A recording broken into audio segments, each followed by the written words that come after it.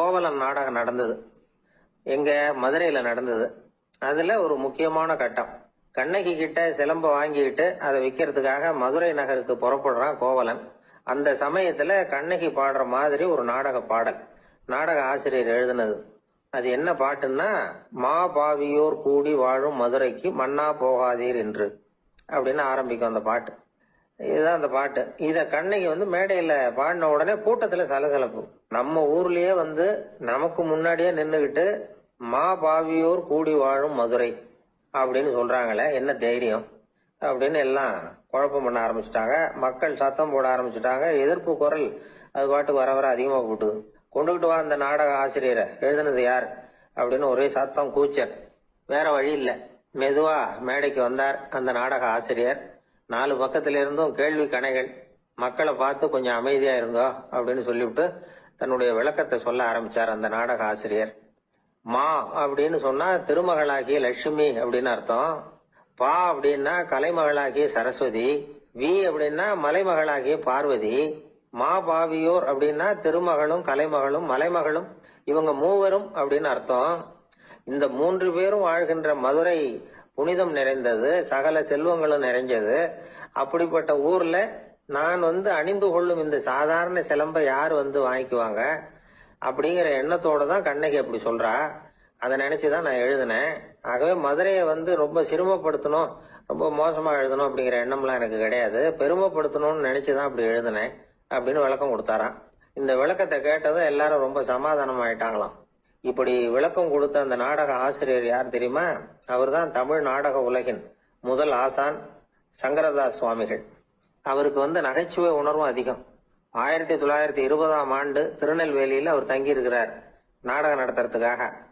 அவர் தங்கியிருந்த வீட்டுல கொசு மூட்டை பூச்சி அதிகமா இருந்திருக்கு. அவரால் தூங்கவே முடியல. அவர் அனுபவிச்ச தொல்லைகள் ஒரு பாட்டா உருவாச்சு. வேடிக்கையா ஒரு பாட்டு எழுதினாராம். மூட்டையும் கொசுவும் ஒரு வீட்டிலே மீட்டிங் போட்டால் முன்னே நிற்க யாரால் முடியும்? கொசு மோகன ராகம் போல சத்தம் போட்டு முன்னே நின்று செய்திடும் யுத்தம். இத மறுநாள் நாடகத்துல கோமாளி வேஷம் போட்ட ஒரு சிறுவனை விட்டு பாட வச்சிருக்காரு. எல்லாரும் சிரிச்சு ரசிச்சாங்களாம். சங்கரதாஸ் சுவாமிகள் கல்யாணமே பண்ணிக்கல, துறவி மாதிரியே வாழ்ந்திருக்கார். தமிழ் நாடக கலைக்கு தன்னையே அர்ப்பணம் பண்ணிட்டவர் அவர்.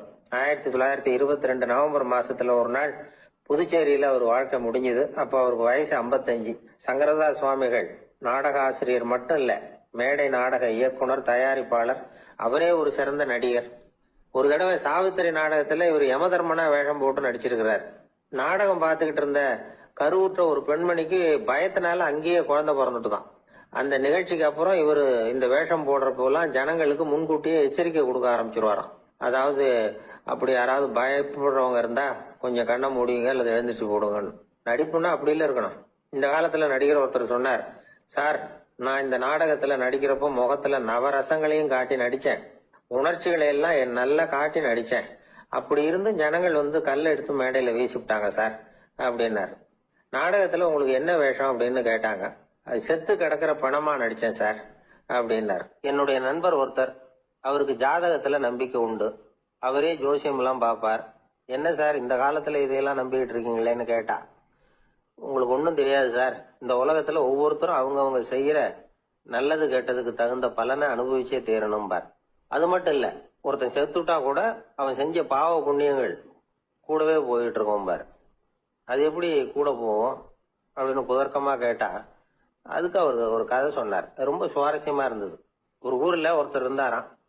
அவர் ஜோசியம் பாக்குறதுல ரொம்ப கெட்டிக்காரரு. ஒருத்தருடைய தலைமுடியை மட்டும் அவர்கிட்ட காட்டினா போதும், அதை மட்டும் பார்த்துட்டு அவருடைய ஜாதகத்தையே சொல்லிவிடுவாராம். அப்பேற்பட்ட திறமை. அந்த ஆள் ஒரு சமயம் கன்னியாகுமரி கடற்கரைக்கு போயிருந்திருக்கிறார். அங்க கரை ஓரமா ஒரு மண்டை ஓடு கிடந்திருக்கு. அதை எடுத்து பார்த்திருக்கிறார். அந்த மண்டை ஓட்டை வச்சுக்கிட்டே அதோட ஜாதகத்தை அலசி இருக்கிறார். இந்த மண்டை ஓட்டுக்கு உரிய ஆசாமி வாழ்க்கையில ரொம்ப கஷ்டப்பட்டு இருக்கிறான், நிறைய கஷ்டத்தை அனுபவிச்சிருக்கிறான், அது தாங்க முடியாம தான் கடல்ல தற்கொலை பண்ணிட்டு இருக்கான் அப்படிங்கறத அவரு கணிச்சுட்டார். இருந்தாலும் இந்த மண்டை ஓடு இன்னமும் அனுபவிக்க வேண்டியது பாக்கி இருக்கு அப்படிங்கறதையும் அவர் உணர்றார். அது சரி, ஒருத்த உயிரோட இருக்கிற வரைக்கும் தானே நல்லது கெட்டதை அனுபவிக்க முடியும். செத்ததுக்கு அப்புறமும் பாக்கி இருக்குன்னா அதை எப்படி அனுபவிக்கிறது?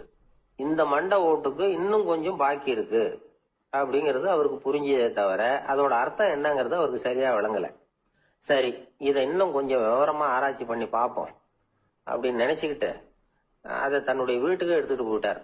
அந்த மண்டை ஓட்டை ஒரு பொட்டியில வச்சு பூட்டினார். தன்னுடைய தனி அறையில அதை பத்திரமா வச்சுக்கிட்டார். தினமும் ராத்திரி ஆனதும் தன்னுடைய மனைவியை பார்த்து, நீ போய் பூஜை அறையில தனியா படுத்துக்கோ அப்படின்னு சொல்லிவிட்டு இவர் தினம் ராத்திரி 12 மணிக்கு பொட்டியை திறந்து பார்ப்பார். மண்டை ஓடு அப்படியே இருந்ததே தவிர இன்னும் கொஞ்சம் பாக்கி இருக்குங்கிறதுக்கு அர்த்தம் அவருக்கு விளங்கலை. அந்த மண்டை ஓட்டுக்கு இன்னும் என்ன பாக்கி இருக்க போகுது. இப்படியே ஒரு 10 நாள் போச்சு. அந்த வீட்டம்மாவுக்கு சந்தேகம் வந்துட்டுது. நம்ம வீட்டுக்காரர் நம்மளை தனியா ஏன் தூங்க சொல்றார் அப்படிங்கிற சந்தேகம். உடனே பக்கத்து வீட்டு அம்மா கிட்ட விஷயத்த சொல்லியிருக்கிறாங்க. அந்த அம்மா உடனே, நீ கவலைப்படாத, நான் கண்டுபிடிச்சு சொல்றேன்னு சொல்லிவிட்டாங்களாம். அன்னைக்கு ராத்திரியே ஜன்னல் வழியா எட்டி பார்த்துருக்குறாங்க. இந்த ஆள் மண்டை ஓட்ட கையில வச்சுக்கிட்டு அதை திருப்பி திருப்பி அப்படியும் அப்படியும் பார்த்துக்கிட்டு இருந்தது தெரிஞ்சுட்டுது. மறுநாள் காலையில அவரோட மனைவியை பார்த்தாங்க. ஏம்மா, உன் வீட்டுக்காரருக்கு நீ முதல் மனைவியா 2வது மனைவியா அப்படின்னு கேட்டாங்க. எனக்கு தெரிஞ்ச வரைக்கும் நான் ஒருத்தி தான் அவருடைய மனைவின்னாங்க. அப்படி இல்ல, நீ அவருக்கு 2வது மனைவி. முதல் மனைவியின் மண்டை ஓடுதான் அவர் கையில இருக்குப்போ, அதைத்தான் அவர் தினமும் ராத்திரியில எடுத்து பார்த்துக்கிட்டு இருக்கிறாரு அப்படின்னு விட்டாங்க அந்த அடுத்த வீட்டம்மா. அப்படியா விஷயம்னு சொல்லிவிட்டு கணவன் வீட்டுல இல்லாத நேரமா பார்த்து அந்த மண்டை ஓட்டை எடுத்து கொண்டாந்து ஒரு உரல்ல போட்டு உலக்கையால குத்தி நொறுக்க ஆரம்பிச்சுட்டு அந்த அம்மா. வெளியே போயிருந்த அந்த ஆள் அப்பதான் உள்ள நுழைஞ்சார். மண்டை ஓடு உலக்கை கிட்ட குத்து வாங்கிட்டு இருக்கு. அது அனுபவிக்க வேண்டியது இன்னும் கொஞ்சம் பாக்கி இருக்கு அப்படிங்கறதுக்கான அர்த்தம் எனக்கு இப்பதான் புரிஞ்சுதுன்னாராம் அவர். இந்த கதையிலிருந்து நாம இன்னொரு நீதியையும் புரிஞ்சுக்கணும். அதாவது நம்ம வீட்டை பத்தி நமக்கு தெரியாததெல்லாம் அடுத்த வீட்டுக்காரங்களுக்கு நல்லா தெரியும். ஒருத்தர் ரொம்ப கவலையோட உட்கார்ந்து இருந்தார். எதை பத்தி சார் கவலைப்படுறீங்கன்னு கேட்டோம். எதிர்காலத்தை பத்தி கவலைப்படுறேன்னார். ஏன்னு கேட்டோம். என்ன பண்றதுன்னே தெரியல சார், எதிர்காலம் ஒரே இருட்டா இருக்கு, பாதையே புரியலன்னார். இன்னைக்கு நம்ம இளைஞர்கள் பல பேருக்கு எதிர்காலம் இருட்டாதான் தெரியுது. அவங்கெல்லாம் இந்த கதையை கொஞ்சம் கேட்கணும். ஒரு மலை அடிவாரத்துல ஒரு சின்ன கிராமம். அந்த மலை ரொம்ப உயரமானது. அடர்த்தியா செடி கொடிகள் மரங்கள் அதுல மண்டி கிடக்குது. பகல் வேளையில இருட்டாதான் இருக்கும், அவ்வளவு அடர்த்தி. அந்த மலை உச்சியில ஒரு கோவில். முத நாள் ராத்திரியே புறப்பட்டாதான் காலையில அந்த கோயிலுக்கு போய் சேர முடியும். கிராமத்து இளைஞன் ஒருத்தன் அந்த மலை உச்சிக்கு போக வேண்டியிருந்தது. கையில ஒரு விளக்க எடுத்துக்கிட்டு முத நாள் ராத்திரியே புறப்பட்டான். புறப்பட்டு போனவன் கிராமத்து எல்லையிலேயே நின்னுட்டான். ஏன் தெரியுமா? அவன் கையில இருந்த விளக்கோட வெளிச்சம் 10 அடி தூரத்துக்கு தான் தெரியுது. அது வரைக்கும் தான் பாதை தெளிவா இருக்குது. அதுக்கு அப்பால எல்லாம் ஒரே இருட்டா இருக்குது, பாதை புரியல. இவன் யோசனை பண்ணி பார்த்தான். மனசுக்குள்ள ஒரு சந்தேகம். 10 அடி தூரம் தானே வெளிச்சம் தெரியுது, அப்படின்னா நாம 10 அடி தூரம் தானே போக முடியும். அதுக்கும் அந்தாண்ட ஒரே இருட்டா இருக்குதே, அதுல எப்படி நாம நடந்து போறது? நாம ரொம்ப தூரம் நடந்து போய் ஆகணுமே. அப்படிப்பட்ட நினைப்புலாம் அவனுக்கு வந்துட்டுது. இதுதான் அவன் மனசுல ஏற்பட்ட தயக்கம். இப்படி யோசிச்சுக்கிட்டே அந்த இளம் ஆசாமி புறப்பட்ட இடத்துலயே நின்றுட்டு இருக்கிறான். அந்த சமயத்துல ஒரு வயசான பெரியவர் அந்த பக்கமா வந்தார். அவரு கையில இதை விட சின்னதா ஒரு விளக்கு வச்சிருந்தார். அது எப்படின்னா அது ஒரு 5 அடி தூரத்துக்கு தான் வெளிச்சம் காட்டுது. அவ்வளவு சின்ன விளக்கு. அவரும் மலை உச்சிக்கு போறதுக்காக தான் வந்துகிட்டு இருக்கிறார். அவரை பார்த்து இவன் கேட்டான், என்ன பெரியவரே, இவ்வளவு சின்ன விளக்க வச்சுக்கிட்டு அவ்வளவு தூரத்துக்கு எப்படி மலையேற போறீங்க அப்படின்னு கேட்டான். நீ ஏன் இப்படி தயங்கிட்டே நிக்கிறேன்னு கேட்டார் பெரியவர். என்கிட்ட இருக்கிற விளக்கு 10 அடி தூரத்துக்கு தான் பாதையை காட்டுதுன்னா. இப்ப பெரியவர் சொன்னார், தம்பி, உன் கையில இருக்கிற விளக்கு கொடுக்கற வெளிச்சத்தை வச்சு நீ முதல்ல 10 அடி தூரம் முன்னாடி போ. 10வது அடியில போய் நின்றுட்டு பாரு. மறுபடியும் ஒரு 10 அடி தூரத்துக்கு பாதை தெரியும். இப்படி உன் கையில இருக்கிற விளக்கு தொடர்ந்து வெளிச்சம் காட்டிக்கிட்டே இருக்கும். நீ முன்னேற முன்னேற அந்த வெளிச்சமும் முன்னேறும். அதனால எத்தனை கிலோமீட்டர் தூரம் வேணும்னாலும் நீ இந்த 10 அடி தூரம் வெளிச்சத்தை வச்சுக்கிட்டே நீ போயிடலாம், புறப்படு அப்படின்னார். இப்பதான் அந்த பெரியவர் சொன்னது இளைஞனுக்கு பளிச்சுன்னு புரிஞ்சுதான்.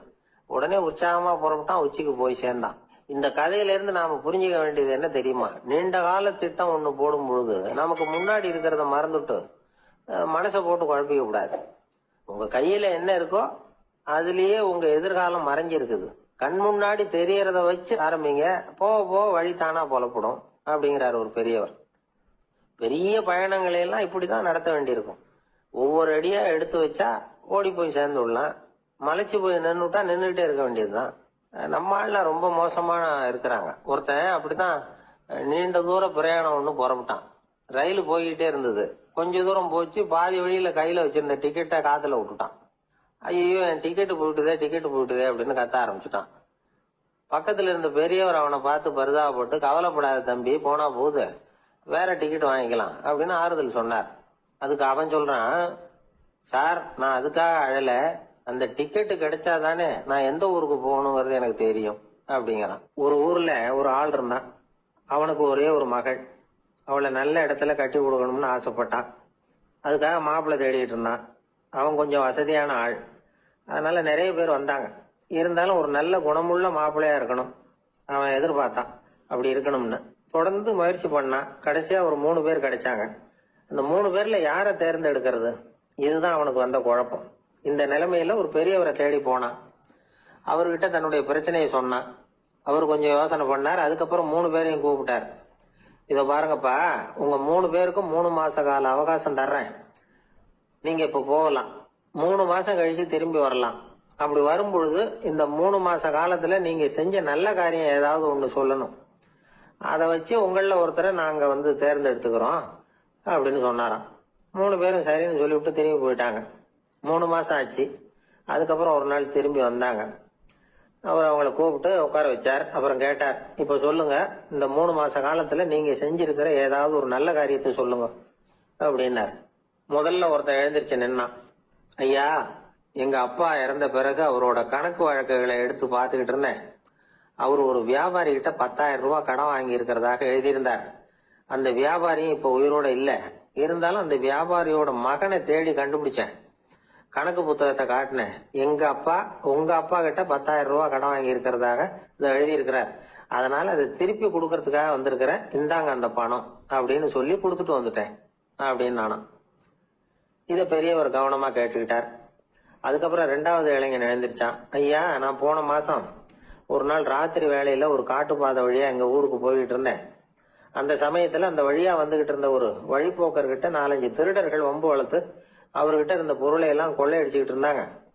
நான் உடனே ஒரு குச்சியை எடுத்துட்டு ஓடினேன். அந்த திருடர்களை அடிச்சு விரட்டினேன். பொருளை எல்லாம் மீட்டு அந்த வழிபோக்கர்கிட்ட ஒப்படைச்சேன். அவரை பத்திரமா அழைச்சிட்டு போய் அவர் வீட்டுல விட்டுட்டு வந்தேன் அப்படின்னு நானும். இதையும் பெரியவர் கவனமா கேட்டுக்கிட்டார். அடுத்தபடியா 3வது இளைஞன் எழுந்திருச்சான். ஐயா, போன மாசம் ஒரு நாள் நான் ஒரு மலைப்பாதை வழியா போயிட்டு இருந்தேன். மலைப்பாதை விளிம்புல ஒரு மதகு கட்ட, அது மேல ஒரு ஆள் படுத்து தூங்கிட்டு இருந்தான். அந்த பக்கம் தவறி உருண்டு விழுந்திருந்தான்னா அதில் பாதாளம். அது மலையடி வாரத்துல போய் தான் விழணும், அவ்வளவு பள்ளம். அது தெரியாம அவன் பாட்டுக்கு தூங்கிட்டு இருந்தான். நான் உடனே அவன்கிட்ட ஓடி போய் குனிஞ்சு அவன் முகத்தை பார்த்தேன். அப்பதான் புரிஞ்சுது, அவன் ஏற்கனவே எனக்கு தெரியும். அவனை எனக்கு நிறைய கெடுதல் பண்ணிருக்கிறான், இடைஞ்சல் கொடுத்தவன். இருந்தாலும் ஐயோ பாவம்னு நினைச்சு அவனை எழுப்பி பாதுகாப்பா வேற ஒரு இடத்துல படுக்க வச்சுட்டு வந்தேன் அப்படின்னு நானா. பெரியவர் இதையும் கேட்டுக்கிட்டார். அதுக்கப்புறம் அவங்க 3 பேரையும் பார்த்து, நீங்க போகலாம், நாங்க யோசிச்சு முடிவு பண்ணி உங்களுக்கு சொல்லி அனுப்புறோம் அப்படின்னாராம். அந்த இளைஞர்கள் புறப்பட்டு போயிட்டாங்க. அதுக்கப்புறம் அந்த பெண்ணோட அப்பாவை பார்த்து சொன்னார், இந்த 3 பேருமே நல்ல பிள்ளைங்க தான், அதுல ஒன்றும் சந்தேகம் இல்லை. இருந்தாலும் இந்த 3 பேர் செஞ்ச செயல்களையும் ஒப்பிட்டு பார்க்க வேண்டியிருக்கு. முதல் இளைஞன் நேர்மைக்கு எடுத்துக்காட்டா விளங்குறான். இந்த காலத்துல இது மாதிரி இளைஞர்களை பார்க்கறது ரொம்ப கஷ்டம்தான். இருந்தாலும் அவன் கடமையை தான் செஞ்சான். 2வது இளைஞன் நல்ல வீரன், தைரியசாலி. ஒரு வீரன் எதை செய்யணுமோ அதைத்தான் இவன் செஞ்சான். இவன் ஒரு லட்சிய மனிதன். 3வது இளைஞன் தன்னுடைய பகைவனுக்கே உதவி செஞ்சிருக்கான். அவன் உயிரை காப்பாத்தி இருக்கிறான். பகைவனுக்கு அருள்வதுங்கிறது ஒரு சாதாரண மனுஷனால செய்யக்கூடிய காரியம் இல்லை. பகையை மறக்கிறதும் பகைவனுக்கு அருள்வதும் தெய்வீக பண்புகள். அதனால இவனே உன்னுடைய மகளுக்கு ஏற்ற மாப்பிள்ளையா தேர்ந்தெடுக்கலாம் அப்படின்னு சொன்னாங்களாம். ஒரு நல்ல நாள்ல அவங்களுக்கு திருமணம் நல்ல விதமா நடந்து முடிஞ்சுதான். இது சுவாமி சின்மயானந்தர் சொல்லி இருக்கிற ஒரு கதை. இதுல இருந்து நாம புரிந்து கொள்ள வேண்டிய ஒரு கருத்து, நமக்கு கெடுதல் பண்ணவங்களுக்கும் நாம நல்லது செய்யணும். ஆனா நடைமுறையில அப்படி நம்மளால செய்ய முடியறது இல்லை. அதுதான் சிக்கல். நம்மால் ஒருத்தங்கிட்ட கேட்டேன், ஏண்டா உன்னுடைய பகைவன் ஒருத்தன் அது மாதிரி ஒரு மலைப்பாதை மதகு கட்டையில படுத்திருந்தா உடனே நீ என்ன நினைப்ப அப்படின்னு கேட்டோம். இது ஒரு அருமையான சந்தர்ப்பம்னு நினைப்பேன் அப்படின்னா. எதுக்குன்னு கேட்டோம். அவனை அந்த பக்கமா உருட்டி கீழே தள்ளுறதுக்கு அப்படின்னா. ஒரு காடு, அங்க புத்தர் அவர் பாட்டுக்கு நடந்து போய்கிட்டே இருக்கிறார். அவருக்கு பின்னாடி ஒரு குரங்கு, அதுவும் தொடர்ந்து வந்துகிட்டே இருக்குது. புத்தர் திரும்பி பார்த்தார். குரங்கு அப்படியே குதிச்சு உயர எழும்பி ஒரு கிளையில போய் உக்காந்தது. ஏன் இப்படி பண்றேன்னு கேட்டார் புத்தர். என்ன சாதாரணமா நினைக்க வேணாம், நான் மகாமந்தி, என்னால எல்லாம் முடியும், முடியாதுங்கிற வார்த்தையே என்னுடைய அகராதியில கிடையாது, என்ன வேணும்னாலும் செய்வேன் அப்படின்னுது. அப்படின்னா ஒரு பந்தயம் வச்சுக்கலாமான்னாரு இவரு. ஓ வச்சுக்கலாமேன்னுது. வேற ஒண்ணும் இல்ல, இப்ப நீ மேல எழும்பி அந்த கிளையில உட்கார்ந்தது மாதிரி அங்கேருந்து தாவி என் உள்ளங்கையில உட்காரணும், அவ்வளவுதான் அப்படின்னார். அப்படி உட்காந்துட்டா என்ன பரிசு அப்படின்னு கேட்டது அது. சொர்க்கத்துல இருக்கிற மாமன்னன் மரகத சக்கரவர்த்திய என்னோட இருக்கும்படியா கூப்பிட்டுக்கிறேன். அந்த சமயத்துல அவருடைய அரியணை அங்க காலியாயிடும், நீ அதுல போய் உட்காந்துக்கலாம். பந்தயத்துல தோத்துட்டா ஒரு கல்ப காலம் இந்த பூமியில வாழ வேண்டியிருக்கும், அதுக்கு பிறகுதான் என்கிட்ட வர முடியும், என்ன சொல்ற அப்படின்னார். குரங்குக்கு தாவறது ஒரு பெரிய காரியமா? இது எனக்கு ரொம்ப சாதாரண விஷயம், என்ன இப்பவே தாவட்டுமா அப்படின்னுது. சரின்னு சொல்லி உள்ளங்கையை நீட்டினார். அவருடைய கை தாமரை இலை அளவுக்கு அப்படியே விரிஞ்சுது. குரங்கு சௌரியமா உட்கார்றதுக்காக. குரங்கு தாவறதுக்கு தயாராச்சு. அதுக்கு முன்னாடி ஒரு சின்ன யோசனை அதுக்கு. இந்த கிளையிலிருந்து அந்த கைக்கு தாவறது எனக்கு ரொம்ப அற்பமான ஒரு வேலை, இது ரொம்ப சாதாரணம், என்னுடைய கௌரவத்துக்கு இது சரியா இருக்காது. அதனால நான் என்ன பண்ண போறேன்னா, இங்க இருந்து கிளையிலிருந்து அப்படியே உயர எழும்ப போறேன். எழும்பி மேல் உலகம் போய் அங்க ஒரு சுத்தி விட்டு அதுக்கப்புறம் அங்கேருந்து நேரா இந்த கையில உட்கார போறேன் அப்படின்னு நினைச்சது. என்ன யோசிக்கிற அப்படின்னார் புத்தர். ஒண்ணுமில்ல, இந்த பாயிரம் பார் அப்படின்னு சொல்லி தாவி உயர போயிட்டுது. கொஞ்ச நேரத்துல வான உலகத்துக்கே போய் சேர்ந்துட்டுது. அங்க போய் பார்த்தா அங்க ஒரு 5 பளிங்கு தூண்கள் இளம் சிவப்பு நிறத்துல நின்றுட்டு இருக்குது. குரங்கு நினைச்சுக்கிட்டது, புத்தர்கிட்ட போய் இந்த பளிங்கு தூண்களை பார்த்தோம்னு சொன்னா அப்படியே திகைச்சு போயிடுவார், இந்த தூண்ல ஏதாவது அடையாளம் செஞ்சுட்டு போகணும் அப்படின்னு அந்த இடத்துல மிதந்துகிட்டே நினைச்சுது. உடனே ஒரு தூணில் எழுதிச்சு. என்ன எழுதிச்சுன்னா, ஒரு மகா ஞானி இங்க வந்துட்டு போறார் அப்படின்னு எழுதிச்சு. எழுதிவிட்டு அப்படியே கீழே தாவி புத்தரோட உள்ளங்கையில உட்கார்ந்தது. எப்படி பாத்தீங்களா என்னுடைய வேலை? வான உலகத்துக்கே போய் அங்க இருக்கிற 5 பளிங்கு தூண்களை பார்த்துட்டு அதுல நான் வந்த விவரத்தை எழுதி வச்சுட்டு அதுக்கப்புறம் இங்க வந்திருக்கிறேன் அப்படின்னுது ரொம்ப பெருமையா. அப்படியா அப்படின்னார் புத்தர். ஆமா, சந்தேகமா இருந்தா வாங்க, அழைச்சிட்டு போய் காட்டுறேன் அப்படின்னது அந்த குரங்கு. அதுக்கு தேவையில்லை, அப்படியே கொஞ்சம் கீழே குனிஞ்சு பார் தெரியும் அப்படின்னார் புத்தர். அங்க பார்த்தா புத்தரோட உள்ளங்கை தெரிஞ்சது. நல்லா உத்து பார்த்தது. அவரோட ஒரு விரல்ல அது எழுதிய வாசகம் தெரிஞ்சது. குரங்கு யோசனை பண்ணிச்சு, அப்படின்னா வானத்துல நான் பார்த்தது புத்தரோட விரல்களா அப்படின்னு யோசிச்சுது. இதை புரிஞ்சுக்கிட்ட உடனே அந்த குரங்கோட கர்வம் அழிஞ்சு போச்சான். நம்ம மனசுதான் இந்த குரங்கு. மனம்ங்கிறதும் ஆணவம்ங்கிறதும் ஒரு நாணயத்தின் 2 பக்கங்கள். மனம் உள்ளவரை ஆணவமும் இருக்கும். மனம் அழிஞ்சாதான் ஆணவம் அழியும். மனம் அழிய வேண்டும் அப்படின்னு பெரியவங்க சொல்றது இந்த அர்த்தத்துலதான். நம்ம ஆளுங்க சவால் விடுறதெல்லாம் வேற மாதிரி. ஒருத்தன் ஒரு வாய்க்காலை தாண்டுறேன்னு பந்தயம் கட்டி தாண்ட முடியாம வாய்க்காலில் விழுந்து காலை உடைச்சிக்கிட்டு கட்டு போட்டுக்கிட்டு வந்தான். ஏன்டா அப்படின்னு கேட்டாங்க. நான் பந்தயம் கட்டின நேரம் சரியில்லை அப்படின்னா. எப்படிறான்னு கேட்டிருக்காங்க. வாய்க்காலில் தண்ணி இருக்கிற நேரமா பார்த்து பந்தயம் கட்டியிருக்கணும் அப்படின்னானா. ஒரு அம்மா, அவங்களுக்கு 35 வயசு இருக்கும். குடும்பத்துல எந்த கஷ்டமும் இல்லை. இருந்தாலும் காரணம் இல்லாம பிள்ளைங்க பேர்ல கோவப்படுறது, எரிஞ்சு விடுறது அவங்க வழக்கம். பிள்ளைங்க அழும். உடனே அவங்க மனசும் சங்கடப்படும். இன்னொரு அம்மா, நல்ல வேலையில இருக்கிறவங்க, வாரத்துக்கு ஒரு தடவையாவது தலைவலி வந்துடும். இவங்களுக்கெல்லாம் உடம்புல எந்த கோளாறும் இல்லை, மனசு மட்டும் சரியா இருக்காது. தூக்க மாத்திரை கையில வச்சிருப்பாங்க. 30-35 வயசுடைய பெண்களுக்கு சர்வசாதாரணமா காணப்படுகிற மனக்கோளாறு இது. இதுக்கு பேர் மனவாட்டம், டிப்ரெஷன், மனமடிவு அப்படின்னு சொல்லலாம். இந்த நோய்க்கு அறிகுறி என்ன தெரியுமா? மனசுல வருத்தமான உணர்வு இருக்கும். அடிக்கடி அழலாம் போல தோணும். முன்னால எல்லாம் எந்தெந்த செயல்ல ஆர்வம் இருந்ததோ அதெல்லாம் குறைஞ்சிரும், அல்லது சுத்தமாவே ஆர்வம் இல்லாம போயிடும். சில பெண்கள் இளம் வயசுல பக்கத்துல இருக்கிறவங்க கிட்ட கலகலப்பா பேசுவாங்க. வீட்டை அலங்கரிக்கிறதுல ஆர்வம் இருக்கும். இப்போ அதுல எல்லாம் ஆர்வம் இல்லாம போயிடும். எந்த வேலை செஞ்சாலும் சீக்கிரம் களைப்பு அடைஞ்சு விடுறது மாதிரி ஆயிடும். நமக்கு யாருமே உதவியா இல்லை, நம்ம எல்லாரும் கை விட்டுட்டாங்க போல இருக்குதே அப்படிங்கிற உணர்வுலாம் உண்டாகும். தன்னைத்தானே குறை சொல்லிக்குவாங்க. நாம தப்பு பண்ணிவிட்டோம் போல இருக்குதே அப்படின்னு தோணும். குற்றம் பண்ணிட்டதா நினைச்சு கஷ்டப்படுவாங்க. பசி இருக்காது, தூக்கத்துல தொந்தரவு இருக்கும். அடிக்கடி செத்து போடலாங்கிற உணர்வு வரும். தற்கொலை பண்ணிக்கலாங்கிற எண்ணம் உண்டாகும். சில பேர் தற்கொலை முயற்சியில கூட ஈடுபடுவாங்க. சில பேருக்கு பலவிதமான உடல் வலிகள் இருக்கும், பலவீனம் இருக்கும், சீக்கிரமா களைப்படைஞ்சு போடுவாங்க. இதெல்லாம் மனவாட்ட நோய்க்கான தன்மைகள். இந்த மனவாட்டம், அதாவது டிப்ரெஷனை வந்து ரெண்டு வகையா பிரிக்கலாமா. ஒன்னு தானா உண்டாக்கிக்கிறது, இன்னொன்னு எதிர் விளைவை உண்டு பண்ணுகிற அல்லது நரம்பு சம்பந்தப்பட்ட டிப்ரெஷன். தானா உண்டாக்கிக்கிற மனவாட்ட நோய் இருக்கு பாருங்க, அதுக்கு ஏதாவது சூழ்நிலை காரணமா இருக்கலாம் அல்லது இல்லாமலும் போகலாம். மூளையில வந்து டொபாமைன் அல்லது செரட்டோனின் இதோட அளவு வந்து குறையும் பொழுது இந்த டிப்ரெஷன் உண்டாகுது. இதுக்கு ஓரளவு பிறவி காரணங்கள் கூட இருக்கலாம், குடும்பத்துல வேற சிலருக்கும் வரலாம். பாதிக்கப்பட்ட பெண்ணை வந்து பாக்குறதுக்கு பலவீனமா தெரியும், கடுமையான குற்ற உணர்வு இருக்கும், தனியா இருக்கிறதுக்கு ஆசைப்படுவாங்க, நடு ராத்திரியில எழுந்திரிச்சு உட்காந்து கஷ்டப்பட்டுக்கிட்டு இருப்பாங்க, கொடூரமான முறையில தற்கொலை பண்ணிக்க முயற்சி பண்ணுவாங்க, தீ வச்சுக்கிறது, அமிலத்தை குடிக்கிறது, தூக்கில தூங்குறது. இப்படி தானா வரவழைச்சிக்கிற மனவாட்ட நோய் வந்து மறையக்கூடிய நோய். ஒரு தடவை வந்தா 3 to 6 மாசம் வரைக்கும் நீடிக்கும். இடைப்பட்ட காலங்களில் நோயாளி இயல்பா இருப்பார். எதிர் விளைவை உண்டு பண்ணுகிற அல்லது நரம்பு சம்பந்தப்பட்ட மனவாட்ட நோய் எப்படின்னா, கணவன் மனைவி மாமியார் மருமகள் இப்படிப்பட்ட உறவு முறை பிரச்சனைகள், தோல்விகள், எரிச்சல்கள், ஆபீஸ் பிரச்சனை, இப்படிப்பட்ட சூழ்நிலையால உண்டாகிறது. எல்லாத்துக்கும் மருந்து இருக்கு, மார்க்கம் இருக்குது, கவலைப்பட வேண்டியதில்லை, தைரியமா இருக்கணும்.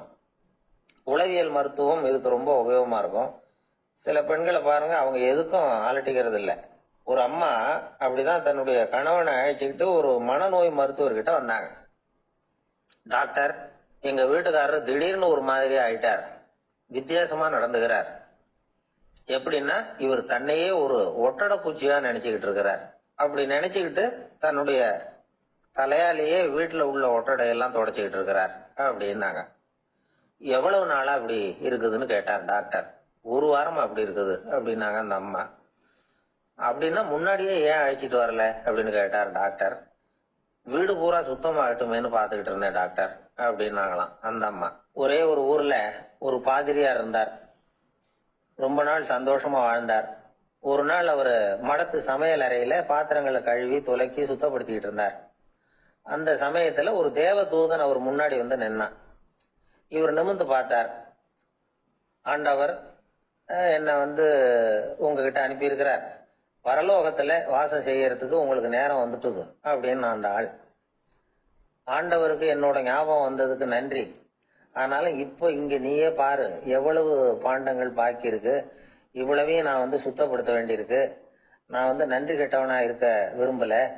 இந்த பணியை முடிக்கிற வரைக்கும் என்னுடைய பரலோக வாழ்வை தள்ளி வைக்க முடியுமா, நீ என்ன நினைக்கிற அப்படின்னு கேட்டார். தேவதூதன் தனக்கே உரிய விவேகத்தோட அன்போட பாதிரியார பார்த்தான். சரி, என்ன செய்யலாம்ங்கிறத அப்புறம் சொல்றேன் அப்படின்னு சொல்லிவிட்டு புறப்பட்டு போயிட்டான். ஒரு நாள் அந்த பாதிரியார் தோட்டத்துல உள்ள களைகளை எல்லாம் ஒரு களை கொத்தியால கொத்தி களை எடுத்துக்கிட்டு இருக்கிறார். அந்த சமயத்துல இந்த தேவதூதன் மறுபடியும் அவர் முன்னாடி வந்து நிக்கிறான். பாதிரியார் பார்த்தார். இத பாரு, இந்த தோட்டம் பூராவும் எவ்வளவு களை மண்டி கிடக்கு, பரலோகம் கொஞ்ச காலம் எனக்காக பொறுத்திருக்கலாம்னு நீ நினைக்கிறியா அப்படின்னு கேட்டார். தேவதூதன் சிரிச்சுக்கிட்டே மறுபடியும் மறைஞ்சிட்டான். மறுபடியும் அவர் களை எடுக்கிறது, தானிய களஞ்சியத்துக்கு வர்ணம் பூசுறது, இப்படிப்பட்ட வேலைகள்ல ஈடுபட்டிருக்கார். இன்னொரு நாள் ஒரு மருத்துவமனையில நோயாளிகளை கவனிச்சுக்கிட்டு ரொம்ப தீவிரமா இருக்கிறார் அந்த பாதிரியார். ஒரு நோயாளியோட தாகத்துக்கு தண்ணீர் கொடுத்துட்டு நிமிர்ந்து பாக்குறப்போ தேவதூதன் மறுபடியும் அவர் முன்னாடி வந்து நிக்கிறான். இந்த தடவை பாதிரியார் தன்னலமற்றவரா பேரன்பை காட்டக்கூடிய வகையில தன்னுடைய 2 கைகளையும் உயர்த்தியபடி தேவதூதனின் கவனத்தை வந்து பிணியால் வாடக்கூடிய நோயாளிகளின் பக்கம் திருப்பினாராம். தேவதூதன் ஒன்னும் சொல்லல, மறைஞ்சிட்டான். அன்னைக்கு சாயந்தரம் பாதிரியார் வந்து மடத்துல உள்ள தன்னுடைய அறைக்கு போய் இளைப்பாறினார். யோசிச்சு பார்த்தார். தேவதூதனையும் தேவதூதனின் விருப்பத்தையும் பல நாள் தள்ளி போட்டு வந்ததையும் அவர் ரொம்ப நினைச்சு பார்த்தார். திடீர்னு தான் வந்து முதுமை அடைகிறதையும் சோர்வு அடைகிறதையும் உணர்ந்தார். ஆண்டவரை நினைச்சார். ஆண்டவரே, உம்முடைய தூதனை மறுபடியும் என்கிட்ட அனுப்புனா நான் சந்திக்கிறதுக்கு ஆவலா இருக்கேன் அப்படின்னு சொல்றப்பவே தேவதூதன் பக்கத்துல வந்து நின்னான். பாதிரியார் நிமிர்ந்து பார்த்தார். நீ இப்பவே என்ன அழைச்சிட்டு போக விரும்பினா நான் பரலோகத்துக்கு வர்றதுக்கு தயாரா இருக்கேன்னார். தேவதூதன் அந்த பாதிரியார அன்போடவும் விவேகத்தோடவும் பார்த்து, நீங்க வந்து என் கூட பரலோகத்துக்கு வர்ற தயாரா இருக்கிறதா சொல்றீங்க, ஆனா நீங்க இதுவரைக்கும் வேற எங்க இருந்ததா நினைக்கிறீங்க அப்படின்னாலும். அப்படின்னா இதுவரைக்கும் இருந்த இடம் தான் பரலோகம், அப்படிங்கிறத உணர்த்தி இருக்கிறான். பரலோகம்னா என்னன்னு புரிஞ்சுக்கிறதுக்கு இந்த சம்பவம் நமக்கு உதவியா இருக்குது. தொண்டு செய்யறதை விட பெரிய செயல் வேற எதுவும் இருக்க முடியாது. அது நம்ம மனசுக்கு கொடுக்கற சுகத்தை வேற எதுவும் கொடுக்க முடியாது. நாம தொண்டு செய்யற இடம் தான் அந்த புண்ணிய இடம். ஆனா இந்த காலத்துல எல்லாம் நாம தொண்டு செய்யணும்னு நினைச்சு ஏதாவது ஆரம்பிச்சா கூட அதை ஒரு மாதிரியா சுத்தி நின்று வேடிக்கை பார்க்க ஆரம்பிச்சிடுறாங்க. ஒரு பெரியவர் அப்படித்தான் ஒரு தொண்டு செஞ்சுக்கிட்டு இருந்தார். ஒரு கோவில் கட்டிக்கிட்டு இருந்தாங்க. அதுல ஒரு இடத்துல ஒரு பலகையை வச்சு ஆணி அடிக்கிற வேலையை செஞ்சுக்கிட்டு இருந்தார் அந்த பெரியவர். ஒரு சின்ன பையன் அதை ரொம்ப ஊக்கமா அக்கறையா கவனிச்சுக்கிட்டு இருந்தான். பெரியவர் இதை கவனிச்சார். என்னப்பா பாக்குற, உனக்கும் இது மாதிரி தொண்டு செய்யணும்னு ஆசையா இருக்கா அப்படின்னு கேட்டார். அதுக்கு அந்த பையன் சொல்றான், அப்படி இல்லைங்க, நீங்க ஆணி அடிக்கிறப்போ கையில சுத்தியால அடிச்சுக்கிட்டா எப்படி துடிப்பீங்க, எப்படி கத்துவீங்கன்னு தெரிஞ்சுக்கிறதுக்காக அதை பார்க்கணும்னு ஆசை, அதுக்காக தான் காத்துக்கிட்டு இருக்கேன்.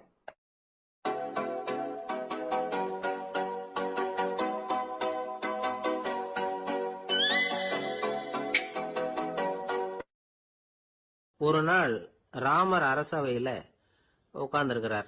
ராமராஜ்யம் நடந்துகிட்டு இருந்த நேரம். அந்த சமயத்துல ஒரு நாய் அரச சபைக்கு வந்துதான். அது தலையில அடிபட்டு ரத்தம். அந்த கோலத்துல அது அங்க வந்தது. எல்லாரும் ஆச்சரியமா அதை பார்த்தாங்க. ராமரும் அந்த நாயை பார்த்தார். நீங்க வந்த காரியம் என்ன, என்ன நடந்தது, எதுவா இருந்தாலும் பயப்படாம சொல்லு அப்படின்னார்.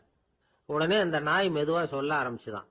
ஐயா, நான் தெருவில் போய்கிட்டு இருந்தேன். வழியில ஒருத்தர் வந்தார். அவர் வேத சாஸ்திரம்லாம் படிச்ச பெரியவர். அவர் எந்த காரணமும் இல்லாம அவர் கையில வச்சிருந்த குச்சியால என் தலையில அடிச்சுட்டார். அதுதான் தலையில ரத்தம். இதை நீங்க விசாரிச்சு தகுந்த தீர்ப்பு வழங்கணும் அப்படின்னு தான் அந்த நாய். ராமர் பார்த்தார். உடனே தன்னுடைய காவலர்களை அனுப்புனார்.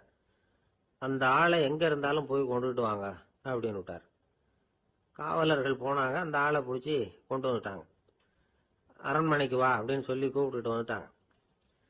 என்ன நடந்ததுன்னு விசாரிச்சார் ராமர். அதுக்கு அந்த ஆள் சொன்னார், நான் வீதி வழியா வந்துகிட்டு இருந்தேன். குறுக்க இந்த நாய் வந்தது. நான் அவசரமா போய்கிட்டு இருந்தேன். இது எனக்கு வழி விடாம குறுக்க பூந்து இடைஞ்சல் பண்ணிச்சு.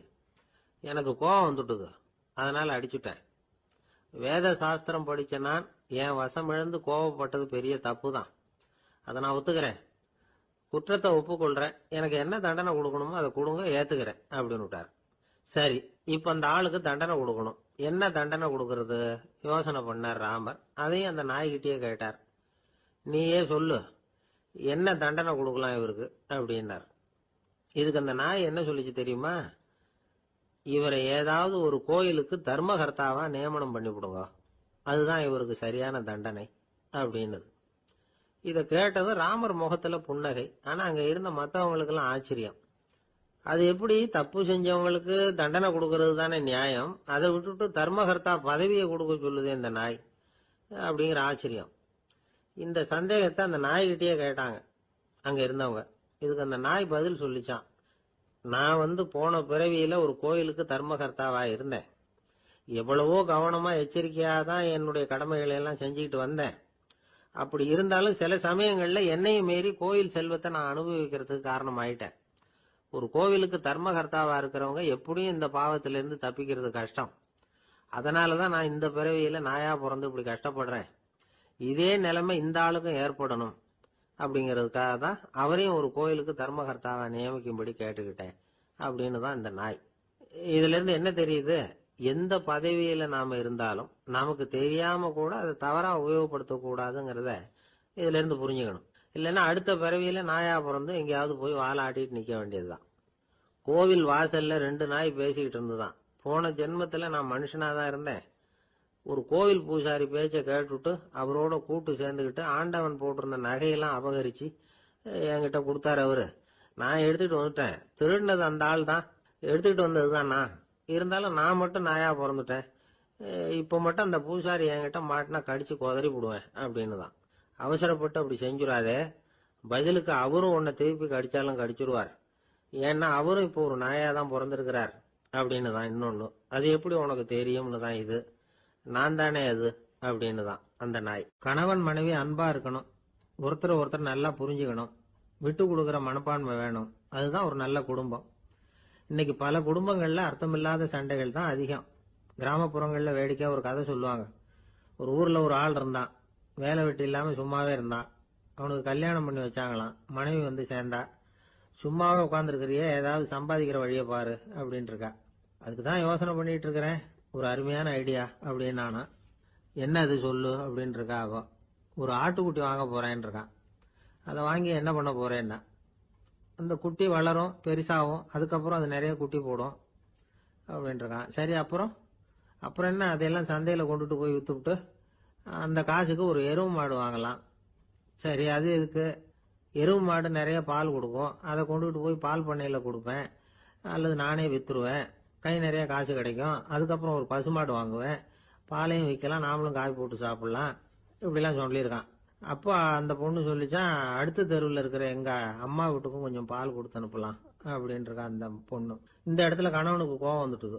அது எப்படி உங்க அம்மா வீட்டுக்கு எதுக்கு கொடுக்கணும், அதெல்லாம் முடியாதுன்னு இருக்கான். இந்த இடத்துல சண்டை ஆரம்பமாயிட்டுது. கொஞ்ச நேரத்துல 2 பேரும் சத்தம் போட ஆரம்பிச்சுட்டாங்க. கடுமையான சண்டை நடக்கிறத பக்கத்து வீட்டுக்காரன் காதுல வாங்கினான். அவன் ஓடியாந்தான். அவனுக்கு தெரியும், வாங்காத மாட்டுக்காக இப்படி சண்டை போட்டுட்டு இருக்கிறாங்கிறது அவனுக்கு புரியும். அவன் ஓடி வந்து சொன்னான், ஏண்டா உன்னோட பசுமாட்டை ஒழுங்கா கட்டி போடக்கூடாதான் இருக்கான். என்னடா சொல்றேன்னா இவன், உன் மாடு என் தோட்டத்துல வந்து மேய்ஞ்சுட்டுது, பயிரெல்லாம் நாசமாயிட்டுது, 10,000 ரூபா அளவுக்கு சேதம், அதை வாங்கிட்டு போறதுக்கு தான் வந்தேன், குடுறா 10,000 நானா. இவன் அரண்டு போயிட்டான். அப்புறம் சொன்னான், டேய் நான் இன்னும் மாடே வாங்கலையே, அதுக்குள்ள அது வந்து எப்படிடா உன் தோட்டத்துல மேயும், என்னடா உளறேன்னு இருக்கான். நீ தாண்டா இப்ப உளறிட்டு இருக்க, மாடே வாங்கல, அதுக்குள்ள எப்படிடா வந்து உன்னுடைய மனைவி அவங்க அம்மா வீட்டுக்கு பால் கொடுத்து அனுப்ப முடியும் அப்படின்னு அவன் கேட்டானா. நம்மளுக்கு இப்பதான் புத்தி வந்துதான். அர்த்தமே இல்லாத சண்டை போட்டுட்டு இருக்கிறோம் அப்படிங்கறத அவன் புரிஞ்சுக்கிட்டானான். இது நம்ம முன்னோர்கள் சொல்லி இருக்கிற ஒரு கதை. சண்டையில தான் அர்த்தம் இல்லையே தவிர கதையில் அர்த்தம் உண்டு. அதாவது இல்லாத விஷயங்களுக்காக சண்டை போட்டுக்கிட்டு இல்லறத்தை வீணாக்கிக்கிட்டு இருக்கிற மனிதர்கள் இன்றைக்கு நிறைய பேர் இருக்கிறாங்க. ஒருத்தன் தன்னுடைய மனைவியை பத்தி மாமனார் கிட்ட புகார் சொன்னானா. மாமா, உங்க பொண்ணு அர்த்தமில்லாத சண்டை போடுறா, எதுக்கு எடுத்தாலும் எடுத்தெறிஞ்சு பேசுறா அப்படின்னு இருக்கான். நீ எப்படி மாப்பிள்ளை அதை சமாளிக்கிற அப்படின்னு கேட்டிருக்காரு அவரு. அவ எடுத்தெறியறது என் மேல படாம ஒதுங்கி நின்னுக்கிறேன் அப்படின்னு நானா இவன். ஒரு சிகை அலங்கார கூடம். ரொம்ப சுறுசுறுப்பா எல்லாரும் வேலை செஞ்சுட்டு இருக்கிறாங்க. முடிவெட்டிக்க வந்திருக்கிறவங்க நிறைய பேர் எல்லாரும் வரிசையா உட்காந்துருக்கிறாங்க. அந்த சமயத்துல திடீர்னு கதவை திறந்துகிட்டு ஒருத்தர் உள்ள வர்றார். அவரு ஒரு பெரிய மனிதர். அவரும் முடிவெட்டிக்கிறதுக்காக தான் உள்ள வந்திருக்கிறார். அவரை பார்த்த உடனே அங்க வரிசையில் உட்காந்துருந்தவங்க எல்லாரும் எழுந்திருச்சு அவர்கிட்ட வந்துட்டாங்க. அவரை சுத்தி நின்றுட்டாங்க. எப்படி இருக்கிறீங்க, நல்லா இருக்கீங்களா அப்படின்னு விசாரிக்க ஆரம்பிச்சுட்டாங்க. எல்லாம் முடிஞ்சதும் வந்தவர் கேட்டார், வரிசையில கடைசியா இருக்கிறவர் யார் அப்படின்னு கேட்டார். ஏன்னு கேட்டாங்க. நான் அதுக்கு அடுத்தபடியா உட்காரணும், அதுக்காக தான் கேட்கறேன் அப்படின்னார்.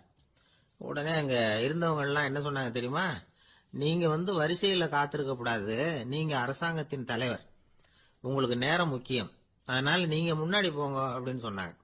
ஆனா அதை அவர் கேட்கல. தோழர்களே, உங்களுடைய கருத்துக்கு ரொம்ப நன்றி. எல்லாரும் வரிசையா தான் வரணும், அதுதான் முறை. வரிசையில வரணுங்கிற நடைமுறையை நானும் பின்பற்ற விரும்புறேன். நாம எல்லாரும் சமமானவர்கள் அப்படின்னார். இப்படி சொல்லிவிட்டு வரிசையில கடைசியா இருந்த ஒரு நாற்காலியில போய் உட்காந்துக்கிட்டார். தன் சட்டை பையில இருந்த ஒரு செய்தித்தாளை எடுத்தார், படிக்க ஆரம்பிச்சுட்டார். ஆனா அங்க இருந்தவங்களால இதை வந்து பாத்துக்கிட்டு சும்மா இருக்க முடியல. ஒருத்தர் எழுந்திருச்சு வந்தார். ஐயா, இப்ப என்னுடைய முறை வந்திருக்குது, நான் தான் போக வேண்டிய முறை. உங்களை இங்க காத்திருக்க வைக்கிறத விட ஒரு 5 ஆண்டுகளுக்கு கூட நான் வந்து முடிவெட்டிக்காமே இருந்துட முடியும் அப்படின்னார். அவர் மறுபடியும் சொன்னார், ஐயா, நீங்க வந்து வரிசை முறையை தாண்டி போக விருப்பப்படல, சரி, ஆனா என்னுடைய முறையை வந்து மாத்தி கொடுக்கறதுக்கு எனக்கு வந்து முழு உரிமை இருக்குது. இதுக்கு பதிலா உங்களுடைய கடைசி இடத்தை நான் எடுத்துக்கிறேன், இதை நீங்க மறுக்க முடியாதுன்னார். அங்க இருந்து மத்தவங்களும் இதை ஒரு மனசா வற்புறுத்த ஆரம்பிச்சுட்டாங்க. அந்த பெரிய மனிதர் பார்த்தார், சரின்னு கடைசியா ஒத்துக்கிட்டார். அவர் யார் தெரியுமா? அவர் தான் மாவீரர் லெனின். ரஷ்யாவில் கிரெம்ளின் சிகை அலங்கார கூடத்துல தான் இது நடந்தது. எல்லாரும் இந்நாட்டு மன்னர்கள்னு வாயளவுல பேசுறதுல என்ன பிரயோஜனம்? நாம எல்லாரும் சமம்ங்கிறத நடைமுறையில கடைபிடிச்சு காட்டினவங்க கொஞ்சம் பேர் தான். அவங்கள ஒருத்தர் தான் லெனின். வரிசையில நின்று வர்றதுங்கிறது ஒரு சிறந்த பண்பு, உயர்ந்த பண்பு.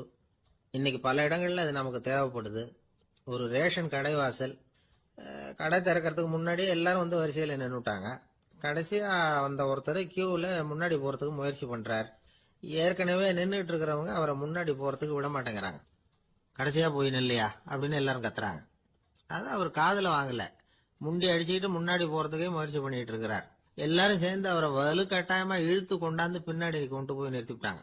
நிறுத்திவிட்டு சொன்னாங்க, இதை பாருப்பா, நாங்க இருக்கிற வரைக்கும் நீங்க முன்னாடி போய் எதையும் வாங்க முடியாது, தெரிஞ்சுக்கோ அப்படின்னாங்க. இப்போ அந்த ஆளு சொன்னாராம், நான் இங்க பின்னாடி நிக்கிற வரைக்கும் நீங்களும் எதுவும் வாங்க முடியாது அப்படின்னாராம். ஏன்னு கேட்டிருக்கிறாங்க. நான் தான் அந்த கடையை திறக்க வேண்டிய ஆள் அப்படின்னா.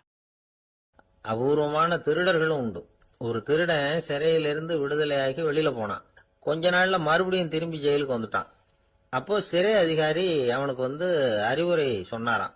ஏன்பா, இப்படி அடிக்கடி தப்பு பண்ணிவிட்டு ஜெயிலுக்கு வந்துடுறியே, உனக்கு சொந்த பந்தம் எதுவும் இல்லையா? உனக்கு அப்பா, அண்ணன், தம்பிகள் அவங்க கூட எல்லாம் சேர்ந்து வாழணுங்கிற ஆசை இல்லையா அப்படின்னு கேட்டிருக்காரு. அவங்களோட சேர்ந்து வாழணுங்கிற ஆசை எனக்கு நிறைய உண்டுங்க சார் அப்படின்னு அவன். அப்புறம் எதுக்கு இப்படி ஜெயிலுக்கு வந்துடுற அப்படின்னாராம் அவரு. அவங்க எல்லாருமே இங்கே தானே சார் இருக்காங்க அப்படின்னு அவன். நம்ம கிட்ட ஒருத்தன் தப்பா நடந்துகிட்டானா உடனே நாம என்ன செய்வோம்? கையை ஓங்கிட்டு அவனை அடிக்க போவோம். நாம அவங்கிட்ட அவனை விட ஒருபடி மேலா தப்பா நடந்துக்குவோம். ஆனா பெரியவங்க எல்லாம் அப்படி நடந்துக்கிறது இல்லை. இன்னா செய்தாரை ஒருத்தல் அவர் நாண நன்னயம் செய்து விடல் அப்படின்னு வள்ளுவர் சொல்லியிருக்காரு இல்லையா?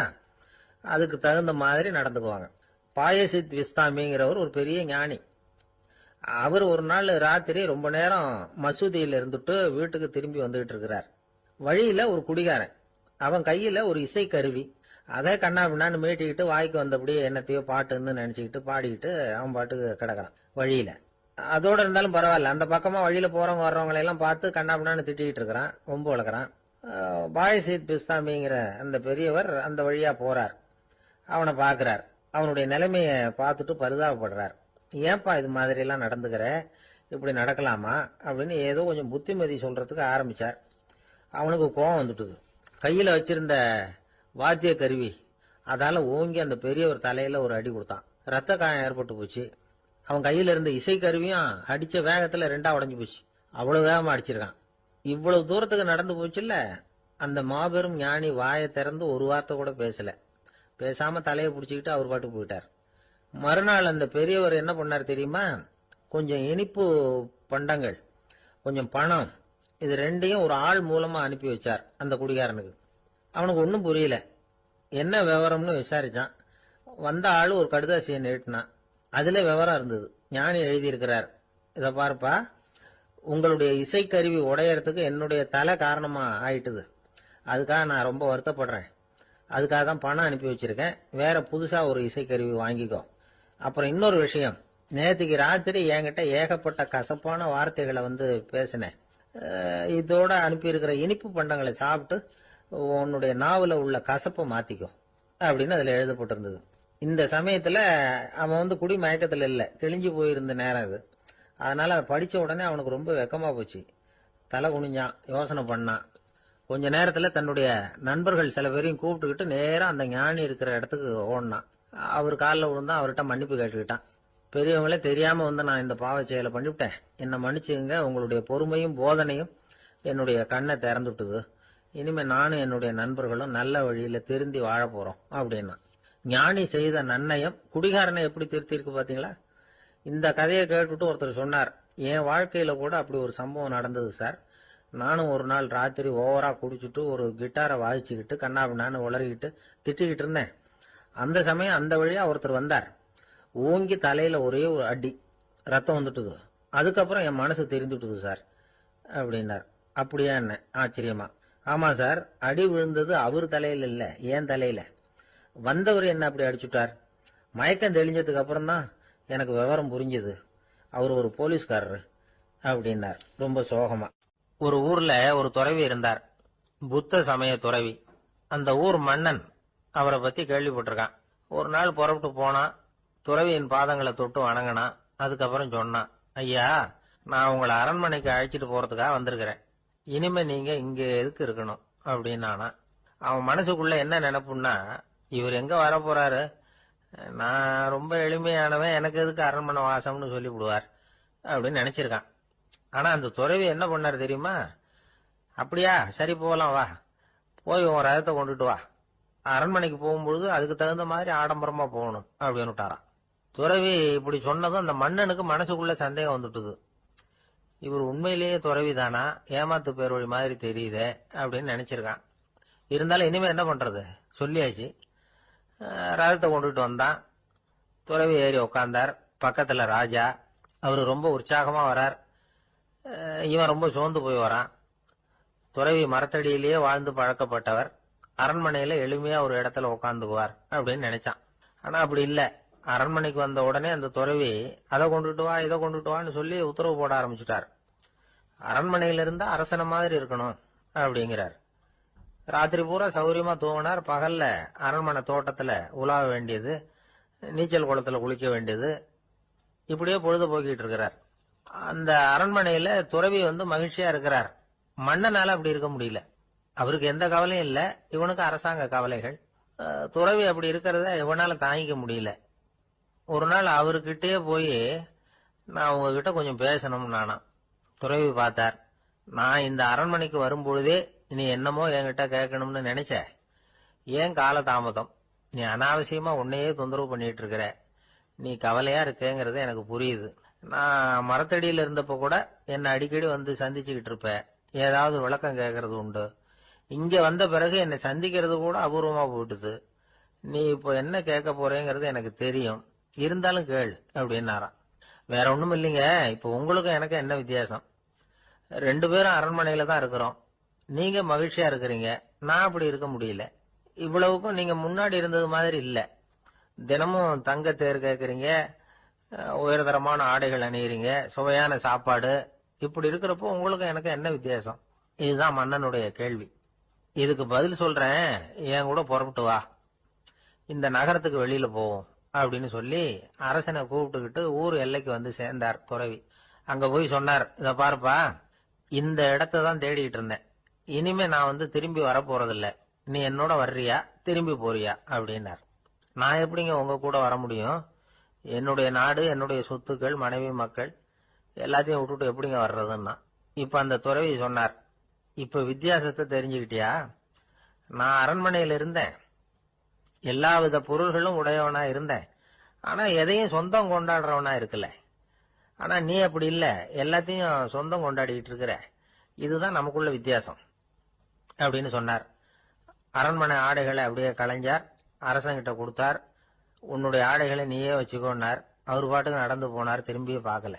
அரசனுக்கு அப்பதான் தன்னுடைய அறியாமை விளங்குச்சான். இதுல இருந்து நாம புரிஞ்சுக்க வேண்டியது என்னன்னா, இந்த உலகத்துல எத்தனையோ பொருள்கள், அதையெல்லாம் முறையா பயன்படுத்தினா மகிழ்ச்சி. அதை விட்டுட்டு அதுக்கெல்லாம் சொந்தம் கொண்டாட ஆரம்பிச்சா கவலை. நம்ம ஆட்கள் சொந்தம் கொண்டாடுற விதமே தனி. ஒரு ஆளு இன்னொருத்தங்கிட்ட ஒரு கொடை கடன் வாங்கியிருந்தான், திருப்பி கொடுக்கல. கொடையை கொடுத்தவன் கேட்டான், என்கிட்ட கடன் வாங்கினிய கொடை, அதை கொஞ்சம் திருப்பி தர்றியான்னா. அது உனக்கு இப்போ அவசரமா தேவைப்படுதா அப்படின்னு கேட்டான் இவன். எனக்கு தேவைப்படல, அந்த கொடையை நான் யாருகிட்ட வாங்கி இருந்தேனோ அவனுக்கு இப்போ அது அவசரமா தேவைப்படுது. வாழ்க்கையில சில சந்தர்ப்பங்கள்ல நாம சில அவமானங்களை சந்திச்சே தீர வேண்டியிருக்கு. என்ன பண்றது, காலம் அப்படி. அவமானப்படுறவங்க உடனே அடங்கி போயிடுறதுதான் உலக வழக்கம். அவமானப்பட்டா உடனே சீறி எழறவங்களும் உண்டு. ஆனா அதையே ஒரு சவாலா எடுத்துக்கிட்டு முன்னுக்கு வர்றவங்களும் சில பேர் இருக்கிறாங்க. அவங்க ரொம்ப அபூர்வம். இன்னைக்கு மனோதத்துவ நிபுணர்கள்லாம் என்ன சொல்றாங்க தெரியுமா? அவமானப்பட்டுட்டா உடனே அடங்கி போயிடக்கூடாதான். அதையே ஒரு சவாலா எடுத்துக்கிட்டு மனசுல ஒரு வைராக்கியத்தோட முயற்சி பண்ணனா வாழ்க்கையில எல்லாரும் முன்னேறலாம். அவமானம்ங்கிறத நாம வைராக்கியமா மாத்திக்கணும். அதுதான் வெற்றிக்கு வழி. ராமர் இந்த பூமியில பிறந்ததே ஒரு வைராக்கியத்தினால தான் சார் அப்படின்னார் ஒருத்தர். எப்படிங்க அது அப்படின்னு கேட்டேன். அவர் சொன்னார், தசரதருக்கு ராமர் குழந்தையா பிறக்கணும், அப்பதான் இங்க இருக்கிற கஷ்டங்கள்லாம் நீங்கும் அப்படின்னு சர்வ லோகமும் எதிர்பார்த்துக்கிட்டு இருக்குது. ஆனா அவர் எப்போ பிறப்பார் அப்படின்னு யாருக்கும் தெரியல. அந்த காரியம் சீக்கிரம் நடக்கணுமே, அதுக்கு என்ன பண்றது? நாரதர் வந்தார் ஒரு நாள் தசரதரை தேடி. தசரதா, உனக்கு ஒரு செய்தி தெரியுமான்னு ஆரம்பிச்சார். அவர் எப்பவும் இப்படித்தானே ஆரம்பிக்கிறது வழக்கம். என்ன விஷயம்னு கேட்டார் தசரதர். தசரதா, நீ அடிக்கடி உன்னோட தேர்ல ஏறிக்கிட்டு தேவலோகத்துக்கு போற, அங்க போற வர்ற எல்லாம் பண்ணிட்டு இருக்க, எல்லாம் சரி. தேவலோகத்திலயும் உன்னை நல்லபடியா தான் வரவேற்கிறாங்க. தேவேந்திரன் உன்னை பிரியமா அழைச்சிட்டு போய் தன்னுடைய அரியாசனத்திலேயே தனக்கு பக்கத்திலேயே உட்கார வைக்கிறான். நீ சந்தோஷமா உட்காந்து பேசிவிட்டு வந்துடுற. ஆனா நீ இங்க வந்ததுக்கு அப்புறம் அங்க என்ன நடக்குது தெரியுமா உனக்கு அப்படின்னாராம் நாரதர். என்ன நடக்குது எனக்கு ஒன்றும் தெரியலையே அப்படின்னாராம் தசரதர். நாரதர்கிட்ட வந்து கிட்டத்தில் வந்து கேட்டிருக்கார், கொஞ்சம் சொல்லுங்க என்னது அப்படின்னு. அவர் நெருங்கி வந்தாராம் நாரதரும். மெதுவாக அவர் காதோட காதாக சொன்னாராம். அதாவது நம்ம பாஷையில் சொல்லப்போனால் பற்ற வைக்கிறார். நீ அங்கே தேவேந்திரங்கிட்ட உட்காந்து பேசிவிட்டு வந்த பிறகு நீ அங்கே உட்காந்துருந்த அரியாசனத்தை தண்ணி ஊற்றி கழுவி சுத்தப்படுத்துகிறாங்க. நீ என்ன அந்த அளவுக்கு சுத்தம் இல்லாத ஆளா, தினம் குளிக்காமையா இருக்கிற அப்படின்னாராம். தசரதருக்கு இது ரொம்ப அவமானமாக போயிட்டுது. அப்படியே செய்கிறாங்க அப்படின்னாராம். ஆமாம், நீ வேணும்னா நான் சொல்கிறது உண்மையா இல்லையா அப்படின்னு சோதனை பண்ணி பார்த்துக்கோ அப்படின்னாராம் நாரதர். உடனே தசரதர் இதுக்காகவே புறப்பட்டு தேவலோகம் போனார். அங்கே வழக்கம் போலவே இவரை கூப்பிட்டு உட்கார வச்சு பேசிக்கிட்டு இருந்தான் தேவேந்திரன். கொஞ்ச நேரம் பேசிக்கிட்டு இருந்துட்டு சரி நான் கிளம்புறேன்னு புறப்பட்டார். சரி, அவனும் வாசல் வரைக்கும் வந்து வழி அனுப்பி வச்சுட்டு உள்ளே போயிட்டான். தசரதர் வெளியில் கொஞ்ச நேரம் மறைஞ்சி இருந்துட்டு மெதுவாக உள்ளே எட்டி பார்த்தார் என்ன நடக்குதுன்னு. நாரதர் சொன்னது உண்மைதான். தசரதர் உட்கார்ந்திருந்த ஆசனத்தை அங்கே 2 தேவர்கள் கழுவி சுத்தப்படுத்திக்கிட்டு இருக்கிறாங்க. தசரதரால் இதை தாங்கிக்க முடியல. அவருக்கு ரொம்ப அவமானமாக போச்சு. நேராக கிடுகிடுன்னு தேவேந்திரங்கிட்டே போனார். நான் உட்கார்ந்திருந்த இருக்கையே சுத்தம் பண்ணுறியே, நான் என்ன அந்த அளவுக்கு பாவியா அப்படின்னு கேட்டார். ரொம்ப கோபமாக கேட்டார். தசரதரே, மனுஷனுக்கு 3 கடன்கள் உண்டு. தேவ கடன், ரிஷி கடன், பித்ரு கடன். இதை தீர்க்காதவன் பாவியாகிறான். இதில் மகனை பெறுவதால் தான் பித்ரு கடன் தீரும்.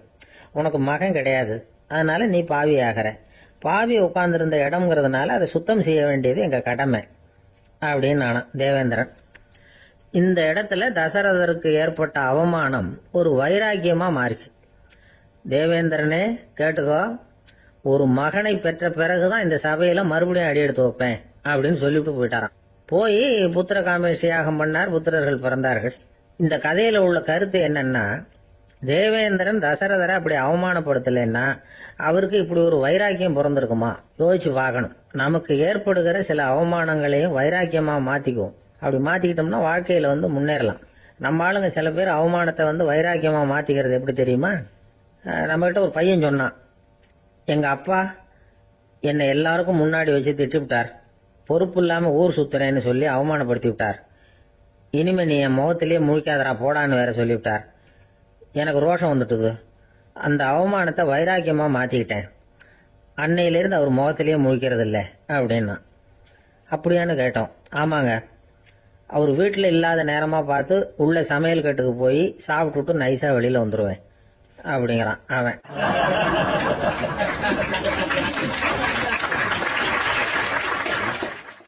ஜவஹர்லால் நேரு பிரதமராக இருந்த சமயம் அவர் ஒரு தடவை சென்னைக்கு வந்திருக்கிறார். இங்கே சில முக்கிய நிகழ்ச்சிகளில் கலந்துக்கிறதுக்காக வந்திருந்தார். ஆளுநர் மாளிகையில் ஒரு நாள் ராத்திரி தங்கி மறுநாள் புதுடெல்லி புறப்படுறதாக ஏற்பாடு. நிகழ்ச்சியிலெல்லாம் முடிச்சுக்கிட்டு ஆளுநர் மாளிகையில் தங்கி இருக்கிறார். அன்றைக்கு இரவு படிக்கிறதுக்கு ஒரு முக்கியமான புத்தகம் அவருக்கு தேவைப்பட்டது. அந்த சமயத்தில் உலக அளவில் ஒரு முக்கியமான பொருளாதாரம் சம்பந்தமான ஒரு புத்தகம் வெளியாகி இருக்கிற விஷயம் அவருக்கு தெரியும். அந்த புத்தகம் மெட்ராஸுக்கு வந்திருக்குமா, அது இங்கே கிடைக்குமா அப்படின்னு விசாரிச்சிருக்கிறார் நேருஜி. அவர் இப்படி கேட்ட உடனே அங்கே இருந்தவங்க எல்லாம் ரொம்ப பரபரப்பாக செயல்பட ஆரம்பிச்சுட்டாங்க. முக்கியமான இடங்கள்ல எல்லாம் விசாரிச்சிருக்கிறாங்க அந்த புத்தகம் உங்ககிட்ட இருக்கான்னு. சென்னையில் உள்ள கன்னிமாரா நூல் நிலையத்துக்கு எப்படியும் அந்த புத்தகம் வந்திருக்கணும் அப்படின்னு ஒரு நம்பிக்கை. அங்கே விசாரிச்சாங்க.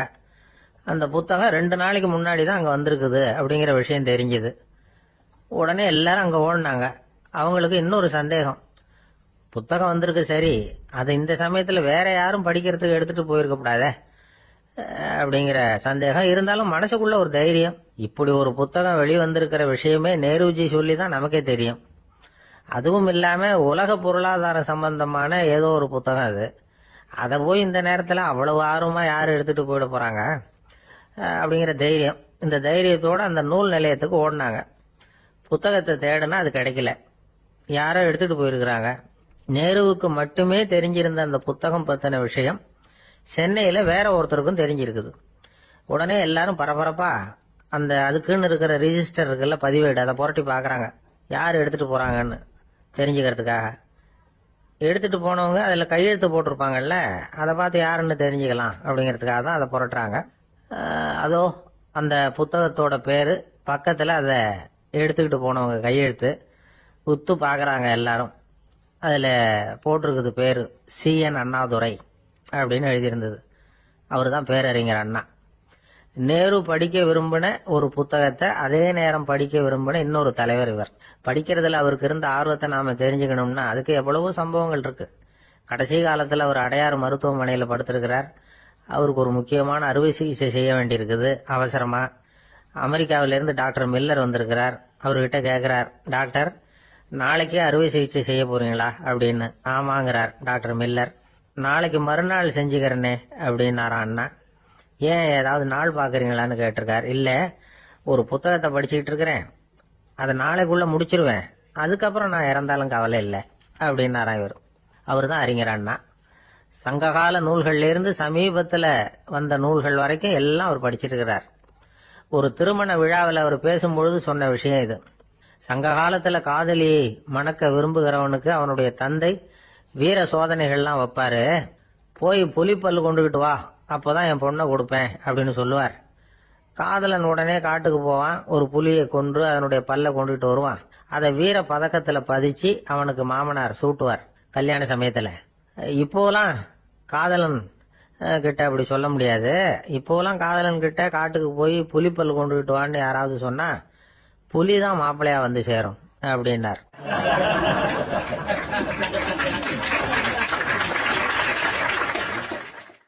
ஒரு கடைக்கு போனேன், 5 ரூபா பணத்தை எடுத்து கொடுத்தேன்.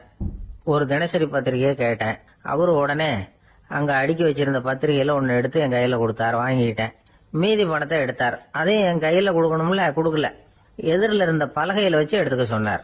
எப்பவும் அவர் அப்படிதான் பண்ணுவாரு. நானும் எடுத்துக்கிட்டு வந்துருவேன். இவர் ஏன் இப்படி பண்றாருங்கிறது எனக்கு ரொம்ப நாளா ஒரு சந்தேகம். ஒரு நாள் அவர்கிட்டயே இதை கேட்டுவிட்டேன். ஏங்க, நீங்க உங்க கடைக்கு வந்து பொருள்கள் வாங்குறவங்களுக்கு நீங்க பாக்கி சில்லறைய கொடுக்கறப்போ பலகையில வச்சு விடுறீங்க, கையில கொடுக்க மாட்டேங்கிறீங்களே, ஏன் அப்படின்னு கேட்டேன். காசை கையில கொடுத்தா நம்ம கிட்ட இருக்கிற லட்சுமி போயிடுவா சார் அப்படின்னார். அதாவது பணம் செலவாயிடும் அப்படின்னு அர்த்தமா. இன்னொரு நண்பர், அவர் ஒரு நாள் வழக்கத்துக்கு மாறா ரொம்ப சோகமா உட்காந்துருக்கிறார். ஏங்க என்ன ஆச்சு, ஏன் இப்படி கப்பலே கவிழ்ந்தது மாதிரி உட்காந்துருக்கிறீங்க அப்படின்னு கேட்டேன். கப்பலே கவிழ்ந்திருந்தா கூட நான் இப்படி கவலைப்பட மாட்டேன் சார், வேற ஒண்ணு நடந்து போச்சுன்னார். என்னன்னு கேட்டேன். என் உச்சந்தலையில பள்ளி ஒண்ணு விழுந்துட்டுதுன்னார். அதுக்காகவா இப்படி அப்படின்னு ஆச்சரியப்பட்டேன். ஆமாங்க, பள்ளி உச்சந்தலையில விழுந்தா பலன் என்னன்னு பஞ்சாங்கத்துல பார்த்தேன், மரணம்னு போட்டிருக்கு அப்படின்னு சொல்லிவிட்டு அவர் தொடர்ந்து கவலைப்பட ஆரம்பிச்சிட்டார். இப்படியும் ஒருத்தர், என் கூட வேலை பார்க்குற ஒருத்தர் எப்படி தெரியுமா, தினமும் வலது காலை வச்சுதான் ஆபீஸுக்கு உள்ள நுழைவார். என்னைக்காவது தவறுதலா இடது காலை வச்சு உள்ள வந்துட்டாருன்னா அன்னைக்கு பூரா மனசு சங்கடப்படுவார், எந்த வேலையும் சரியா ஓடாது. கேரம் போர்டு ஆடுற ஒருத்தர் எப்ப ஆட உட்கார்ந்தாலும் ஸ்ட்ரைக்கரை கை தவறி கீழே விழற மாதிரி பண்ணி அதுக்கப்புறம் அதை எடுத்துக்கிட்டு ஆட உட்காருவார். ஏன்னா எப்போ ஒரு தடவை நிஜமாவே அது வந்து கை தவறி கீழே விழுந்திருக்குது. அன்னைக்கு பிரமாதமா ஜெயிச்சுட்டார். உடனே ஒரு முடிவுக்கு வந்துட்டார், கை தவறுனா லாபம் அப்படின்னு. அதுக்கப்புறம் அதையே பழக்கமாக்கிக்கிட்டார். பூனை குறுக்க போனா சகுனம் சரியில்லைன்னு நினைக்கிறவங்க உண்டு. ஆனா ஒருத்தர் எப்படி தெரியுமா, அவர் வெளியில கிளம்புற சமயம் பக்கத்து வீட்டு ரேடியோவில் மியாவ் மியாவ் பூனை குட்டின்னு பாட்டு சத்தம் கேட்டா கூட போதும், சகனம் சரியில்லைன்னு பிரயாணத்தை கேன்சல் பண்ணி விடுவார். இப்ப இவ்வளவு எதுக்கு சொல்றோம்னா, அளவுக்கு மீறின சகுன நம்பிக்கைகள் இருக்கு பாருங்க, இதோட பயமும் சேர்ந்துகிட்டதுன்னு வச்சுக்கோங்க, இது ஒருத்தருடைய மனநிலையை பாதிச்சிடும். இது வந்து உளவியல் நிபுணர்கள் சொல்ற கருத்து. வாழ்க்கையே தடுமாற வச்சிரும். பாதுகாப்பு இல்லாத உணர்வு, ஒரு விதமான டிப்ரெஷன் மனநிலை, இதெல்லாம் தான் இதுக்கு காரணமா அமையலாம். சில பேர் காய்கறி நறுக்க கத்திய கையில் எடுத்தா கூட நேரம் சரியா இருக்கா அப்படின்னு பார்த்துட்டு தான் வேலையை ஆரம்பிக்கிறது வழக்கம். அறிவு தான் மனசுக்கு வாத்தியாரா இருக்கணும், அப்பதான் வாழ்க்கை வந்து நிம்மதியா இருக்கும்.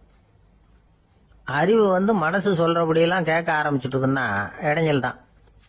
ஒருத்தருக்கு 7ஆம் நம்பர் தான் ராசியான நம்பராம்.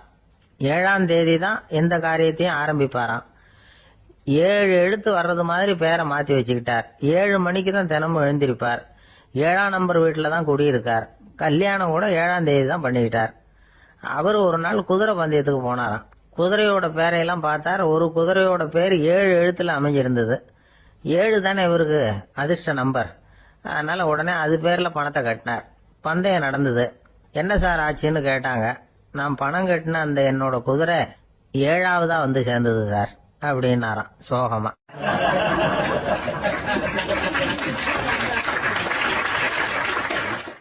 ஒரு விவசாயி விதைக்கிறதுக்காக வயல்வெளி பக்கம் போறார். விதைகளை அள்ளி வீசினார். அப்ப என்ன ஆச்சுன்னா, சில விதைகள் பாதை ஓரத்துல விழுந்தது, சில விதைகள் முள் செடிகள் மண்டி இருந்த புதருக்கு இடையில விழுந்தது, சில விதைகள் நல்ல நிலத்துல விழுந்தது. பாதை ஓரத்துல விழுந்த விதை என்ன ஆச்சுன்னா, அதெல்லாம் பறவைகள் கண்ணுல போட்டுட்டுது. உடனே உட்காந்து கொத்தி தின்னுட்டு போட்டுது.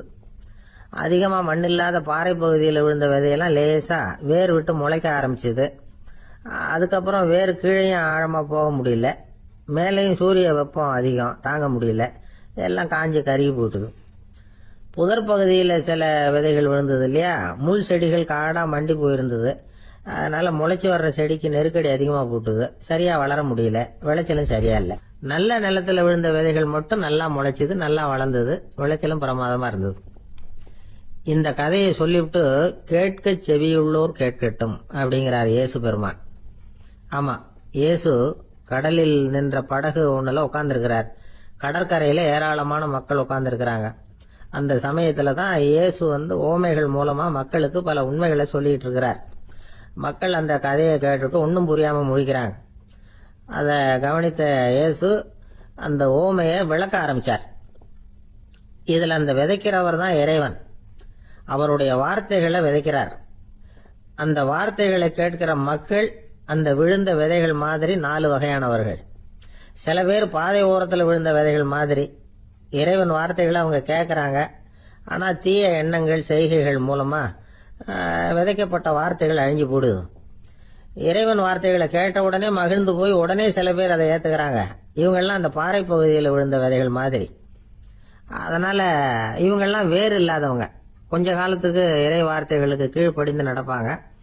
அதனால ஏதாவது இடைஞ்சல் ஏற்பட்டா உடனே தடுமாறுவாங்க, தங்கள்கிட்ட இருக்கிற நல்ல பண்புகளை விட்டுட்டு பாவ வழிகளுக்கு போயிடுவாங்க. முள் செடிகளுக்கு இடையில விழுந்த விதைகள் மாதிரி உள்ளவங்க யாருன்னா, இவங்களுக்கு உலக கவலை உண்டு, செல்வத்தின் மீது மயக்கம் உடையவர்கள், உலக ஆசைகள் இவங்களுக்குள்ள பூந்துடுறதுனால அங்க இருக்கிற நல்ல பண்புகள் மறைஞ்சு போயிடுது. அதனால அவங்களும் உபயோகம் இல்லாதவங்களா ஆயிடுறாங்க. நல்ல மனிதர்கள் நல்ல நிலத்துல விழுந்த விதைகளுக்கு ஒப்பானவர்கள். இவங்க இறை வார்த்தையை கேட்கறாங்க, அதை ஏத்துக்கிறாங்க, அவங்களும் நல்லபடியா வாழறாங்க, அடுத்தவங்களுக்கும் உபயோகமா இருப்பாங்க. இதுதான் இயேசு சொன்ன விளக்கம். நல்ல வார்த்தைகளை கேளுங்கள், நல்ல வார்த்தைகளை ஏற்றுக்கொள்ளுங்கள், அடுத்தவங்களுக்கு உபயோகமா இருங்க. இதுதான் பெரியவங்கள்லாம் நமக்கு சொல்லுகிற உபதேசம். ஒரு அப்பா தன்னுடைய மகனுக்கு உபதேசம் பண்ணார். இத பாருப்பா, நல்ல வார்த்தைகளை கேட்கணும், எப்போதுமே மகன் அப்பா பேச்ச கேட்கறது நல்லது அப்படின்னாராம். நீ ஏதாவது ஒரு தப்பு பண்ணா என் தலையில ஒரு முடி நரைச்சி வெள்ளையா போடும்பா, நீ செய்யற ஒவ்வொரு தப்புக்கும் என் தலையில ஒவ்வொரு முடி வெள்ளையாயிடும் அப்படின்னாராம். பையன் யோசிச்சான், அப்பா இப்பதான் எனக்கு புரியுது, தாத்தாவோட தலைமுடி பூராவும் வெள்ளையா இருக்கிறதுக்கு என்ன காரணம்ங்கிறது எனக்கு இப்பதான் புரியுது அப்படின்னானா.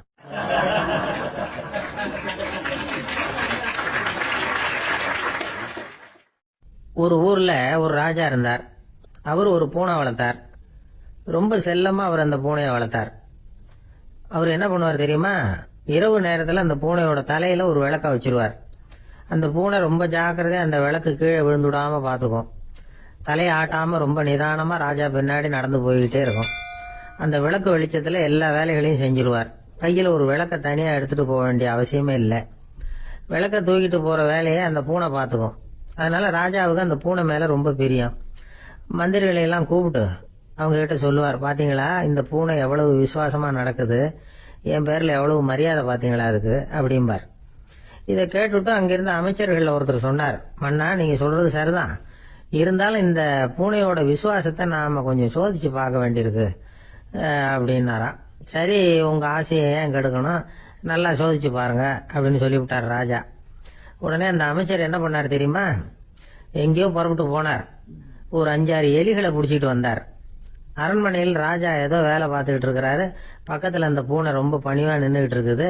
அது தலையில விளக்கு எரிஞ்சுக்கிட்டு இருக்கு. அமைச்சர் தான் பிடிச்சிட்டு வந்த எலிகளை அந்த பூனை பார்வையில படுறது மாதிரி எதிரில் விட்டார். அந்த எலிகள்லாம் அங்கேயும் இங்கேயும் ஓட ஆரம்பிச்சுது. அதை பார்த்தது பூனை, அவ்வளவுதான். தலையில இருக்கிற விளக்க பத்தியும் கவலைப்படல, ராஜாவை பத்தியும் கவலைப்படல. ஒரே பாய்ச்சல பாஞ்சு எலிகளை துரத்த ஆரம்பிச்சுட்டுது. தலையில இருந்த விளக்கு எங்கேயோ போய் விழுந்தது, அணைஞ்சு போச்சு. இருட்டுல ராஜா தடுமாற ஆரம்பிச்சுட்டார். இந்த சமயத்துல அந்த அமைச்சர் மறுபடியும் விளக்க ஏத்தினார், வெளிச்சம் வந்தது. அதுக்கப்புறம் அந்த அமைச்சர் பேசினார், அரசே பூனையோட விசுவாசத்தை பாத்தீங்களா, எலி அது கண்ணுல படுற வரைக்கும் தான் விசுவாசமா இருந்தது, அது மாதிரி எலிய பார்த்ததும் எல்லாத்தையும் விட்டுட்டு அதை துரத்த ஆரம்பிச்சிடுது பாத்தீங்களா. தான் அந்த பூனையை பத்தி நினைச்சது தப்புங்கிறது அதுக்கப்புறம் தான் அந்த ராஜாவுக்கு புரிஞ்சுதான். சரி, இப்ப எதுக்கு இந்த கதையெல்லாம் அப்படிங்கிறீங்களா? இந்த பூனை மாதிரி தான் நம்ம மனசும். மனசை எவ்வளவுதான் பயிற்சி கொடுத்து பக்குவமா வச்சிருந்தாலும் பாக்குறதுக்கு பரமசாது மாதிரி தான் இருக்கும். பார்க்க வேண்டியதை பார்த்துட்டுதுன்னா பாஞ்சிரும். இந்த பூனை மாதிரி புலன் இன்ப பொருள்கள் கிட்டாத வரைக்கும் மனம் அடங்கி இருக்கிறது மாதிரி தான் தெரியும். கொஞ்சம் வாய்ப்பு கிடைச்சாலும் அது குதிக்க ஆரம்பிச்சிரும், தப்பு பண்ண ஆரம்பிச்சிரும். பெரிய பெரிய முனிவர்கள் வாழ்க்கையில நடந்த வீழ்ச்சி இதை தான் நிரூபிக்குது. புலன்களின் ஆற்றல் அதிகம், அதனால மனக்கட்டுப்பாடு பயிற்சிகள்ல ரொம்ப எச்சரிக்கையா இருக்கணுங்கிறார் சுவாமி சிவானந்தர். மது பழக்கத்தையே விட்டுட்டேன்னு உறுதியா இருப்பான். கடை கண்ணுல பட்டுட்டுதுன்னா கால் அவனை கேட்காமலே இழுத்துக்கிட்டு உள்ள போயிடும். இதுதான் மனசுங்கிறது. அதுதான் அந்த ராஜா வளர்த்த பூனை. நம்மால் ஒருத்தன் அந்த ராஜா பூனை தலையில விளக்க வச்சது மாதிரி இவன் தன்னுடைய தலையிலேயே ஒரு விளக்க ஏற்றி வச்சுக்கிட்டு என்னத்தையும் தேட ஆரம்பிச்சான். தேடிட்டு இருக்கிறான். தலையை ஆட்டாம நிதானமா நடந்து ரொம்ப நேரமா தேடிட்டு இருக்கிறான். அந்த சமயம் அங்க வந்த ஒருத்தர் என்னத்தை தேடுறீங்கன்னு கேட்டார். அதுதான் மறந்து போச்சு அப்படின்னு இழுத்தான். சரி, கொஞ்சம் இப்படி உட்காருங்க, ஞாபகம் வந்ததும் தேட ஆரம்பிக்கலாம் அப்படின்னாரு அவரு. இவன் கொஞ்ச நேரம் உட்காந்து யோசிச்சான். அப்புறம் திடீர்னு எழுந்திருச்சான். ஞாபகம் வந்துட்டுதுன்னா. என்னன்னு கேட்டார்.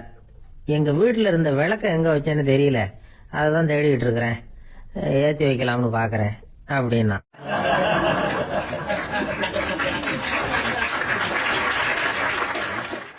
ஒரு ராஜா இருந்தார். நாடு பூராவும் நிறைய மரங்களை நட்டு வளர்க்கணுங்கிறது அவரோட ஆசை. தானே அதுக்கு முன்மாதிரியா இருக்கணும்னு நினைச்சார். அரண்மனையை சுத்தி மரங்களை நட்டு வளர்த்தார். இத பார்த்துட்டு ஜனங்களும் அவங்கவுங்க வீட்டை சுத்தி மரக்கன்றுகளை நட்டு வளர்த்தாங்க. கொஞ்ச காலத்துல ஊரு பூரா பசுமையா மாறிச்சு. எல்லாருக்கும் சந்தோஷமா இருந்தது. இது ஒரு பக்கம் இருக்கட்டும். இப்ப நான் சொல்ல போற கதை வேற. அதாவது அந்த ராஜா ஒரு நாள் தன்னுடைய அரண்மனைய சுத்தி இருக்கிற விதவிதமான மரங்களை எல்லாம் போய் பார்த்தார். எப்படி இருக்கிறீங்க அப்படின்னு ஒவ்வொரு மரத்துக்கிட்டையும் விசாரிச்சாராம். எந்த மரமும் சந்தோஷமா இருக்கிறதா தெரியல. அதுக்கும் மனசுல ஒரு குறை. முதல்ல ஆலமரத்துக்கிட்ட போனார். அது சொல்லிச்சு, மண்ணா, நான் நல்லா பெருசா வளர்ந்துருக்கிறேன், அடர்த்தியா இருக்கிறேன், கிளையெல்லாம் 4 பக்கமும் நல்லா படர்ந்துதான் இருக்குது, இருந்தாலும் எந்த பிரயோஜனமும் இருக்கிறதா தெரியல எனக்கு. என்னுடைய பழம்லாம் ரொம்ப சின்னதா இருக்குது, என் கண்ணுக்கு சரியா புறப்பட மாட்டேங்குது. நான் இருக்கிற சைஸுக்கு என்னுடைய கிளையில இருக்கிற பழம்லாம் எவ்வளவு பெருசா இருக்கணும், அது இத்தினூண்டு இருக்கிறது எனக்கு பெரிய அவமானமா இருக்கு. இப்படி இங்க நின்றுகிட்டு இருக்கிறதே ரொம்ப கூச்சமா இருக்கு. ஒரு நல்ல புயல் வந்ததுன்னா பேசாம சாஞ்சு விடலாமான்னு பாக்குறேன் அப்படின்னு புலம்புது ஆலமரம். சரி, இருக்கட்டும்னு நினைச்சுக்கிட்டு ராஜா அடுத்தபடியா ஒரு அத்தி மரத்துக்கிட்ட போனார். அதுவும் புலம்ப ஆரம்பிச்சுட்டுது. நான் கூட பெரிய மரம் தான், இல்ல இலையெல்லாம் அழகா தான் இருக்குது, பழம் அழகா இருக்குது, இருந்தாலும் உள்ள விஷயம் இல்லையே. அத்தி பழத்தை புட்டு பார்த்தா அத்தனையும் சொத்த அப்படின்னு பழமொழியே உண்டாயிட்டுத. இப்படி ஒரு கெட்ட பேரோட நான் இருக்கணுமா அப்படின்னு புலம்புது அது. சரி, இது இருக்கட்டும் அப்படின்னு சொல்லி அடுத்தபடியா வேப்ப மரத்துக்கிட்ட போனார். அது தன்னுடைய வேதனையை வெளியிட்டது. எனக்கு எவ்வளவோ மருத்துவ குணங்கள்லாம் இருக்கிறதா சொல்லிக்கிறாங்க, இருந்தாலும் என்ன பிரயோஜனம், என்னுடைய பழத்தை மனிதர்கள் யாரும் விரும்பி சாப்பிடுறது இல்லையே அப்படின்னுது. ராஜா அடுத்தாப்புல இருந்து ஒரு பனை மரத்துக்கிட்ட போனார். நான் நல்லா உயரமா தான் வளர்ந்துருக்கிறேன், மற்ற மரங்கள்லாம் என்ன அண்ணாந்து தான் பார்க்கணும், இருந்தாலும் என்கிட்ட நிழலுக்கா யாரும் ஒதுங்கறது இல்லையே அப்படின்னுது. என்ன இது, எல்லா மரமும் இப்படி திருப்தி இல்லாம இருந்துகிட்டு இருக்குதே அப்படின்னு நினைச்சுக்கிட்டே ராஜா அடுத்தபடியா அங்க இருந்த ஒரு பைன் மரத்துக்கிட்ட போனார். அழகா உயரமா பசுமையா தான் இருந்தது, ஆனா பழமோ பூவோ கிடையாது. அதை நினைச்சு அது வருத்தப்பட்டுக்கிட்டு இருக்குது. ஓக் மரம் அது ஒன்று நின்றுட்டு இருந்தது. அது என்ன சொல்லிச்சுன்னா, இலையுதிர் காலத்துல என் மேல இருக்கிற எல்லா இலைகளும் உதிர்ந்து போடுது, முடி கொட்டின மனிதர்கள் மாதிரி மொட்டையா நான் நிக்க வேண்டி இருக்குது, என்ன வாழ்க்கை இது அப்படின்னு சொல்லி அழுத்துக்கிட்டது. சரி, புளிய மரம் என்ன சொல்லுது பாப்போம்னு அதுகிட்ட போனா, என்னுடைய நிழல்ல யாருமே தங்க மாட்டாங்க, உடம்புக்கு சூடுன்னு ஒதுங்கி போயிடுவாங்க, அடிமரத்தை பாத்தீங்கன்னா பட்டையெல்லாம் உறிஞ்சி பாக்குறதுக்கே கேவலமா இருப்பேன் அப்படின்னுது அது. முருங்கை மரம் என்ன சொல்லிச்சு தெரியுமா, என்னுடைய இலை காயெல்லாம் சாப்பிடுறவங்களுக்கு சத்து கொடுக்கறது வாசம் தான், ஆனா என் உடம்புல சத்தே கிடையாது, கொஞ்சம் வேகமா காத்து அடிச்சதுன்னா முறிஞ்சு விழுந்துடுறேன், என்ன வாழ்க்கை இது அப்படின்னு சொல்லி அது வருத்தப்பட்டது. ராஜா யோசனை பண்ணார், என்ன இது, மரங்கள் பூமியின் வரங்கள்னு சொல்றோம், மழை பெய்யறதுக்கு அதுதான் காரணம், பூமி செழிப்பா இருக்கிறதுக்கும் அதுதான் காரணம், வீடு கட்டுறதுக்கு மரம், நாற்காலி செய்ய உபயோகப்படுத்துறதுக்கும் அதுதான் உபயோகப்படுது, மனுஷனுக்கு வேண்டிய ஆகாரங்களையும் கொடுக்குது, இப்படிலாம் இருந்தும் எல்லா மரமும் நிம்மதி இல்லாம இருந்துகிட்டு இருக்குதே அப்படின்னு நினைச்சார். அப்போ அங்க இருந்த ஒரு மகிழ மரம் அவர் கண்ணுல பட்டது. அந்த மரம் மட்டும் கொஞ்சம் நிம்மதியா மகிழ்ச்சியா இருக்கிறது மாதிரி தெரிஞ்சுது. உடனே ராஜா அதுகிட்ட போனார். உனக்கு மனசுல எதுவும் குறை இல்லையான்னு கேட்டார். இல்ல, நான் சந்தோஷமா தான் இருக்கேன்னு அந்த மகிழ மரம். அப்படியான்னு ஆச்சரியமா கேட்டார் ராஜா. ஆமா மன்னா, இந்த இடத்துல நீங்க ஒரு முருங்கை மரத்தையோ வேப்ப மரத்தையோ கூட நட்டிருக்கலாம்.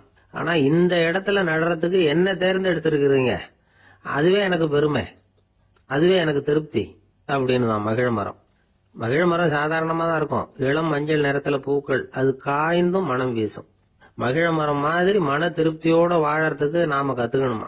நாம இந்த உலகத்துல ஒரு நாயாவோ நரியாவோ கூட பிறந்திருக்கலாம், மனுஷனா பிறந்திருக்கிறோம், அதுவே பெருமை தானே. இந்த நிறைவு தான் மகிழ்ச்சியின் ரகசியம். ஒரு பையன் அப்பா கிட்ட போய், அப்பா, நீங்க இந்த உலகத்துல ஒரு மனுஷனா பிறந்தது என்னோட அதிர்ஷ்டம் நானா. ஏண்டா அப்படி சொல்றேன்னு இருக்காரு அப்பா. நீங்க ஒரு கரடியா பிறந்திருந்தா இந்நேரம் நானும் ஒரு கரடி குட்டியா தானே இருந்திருப்பேன் அப்படின்னு நானா பையன்.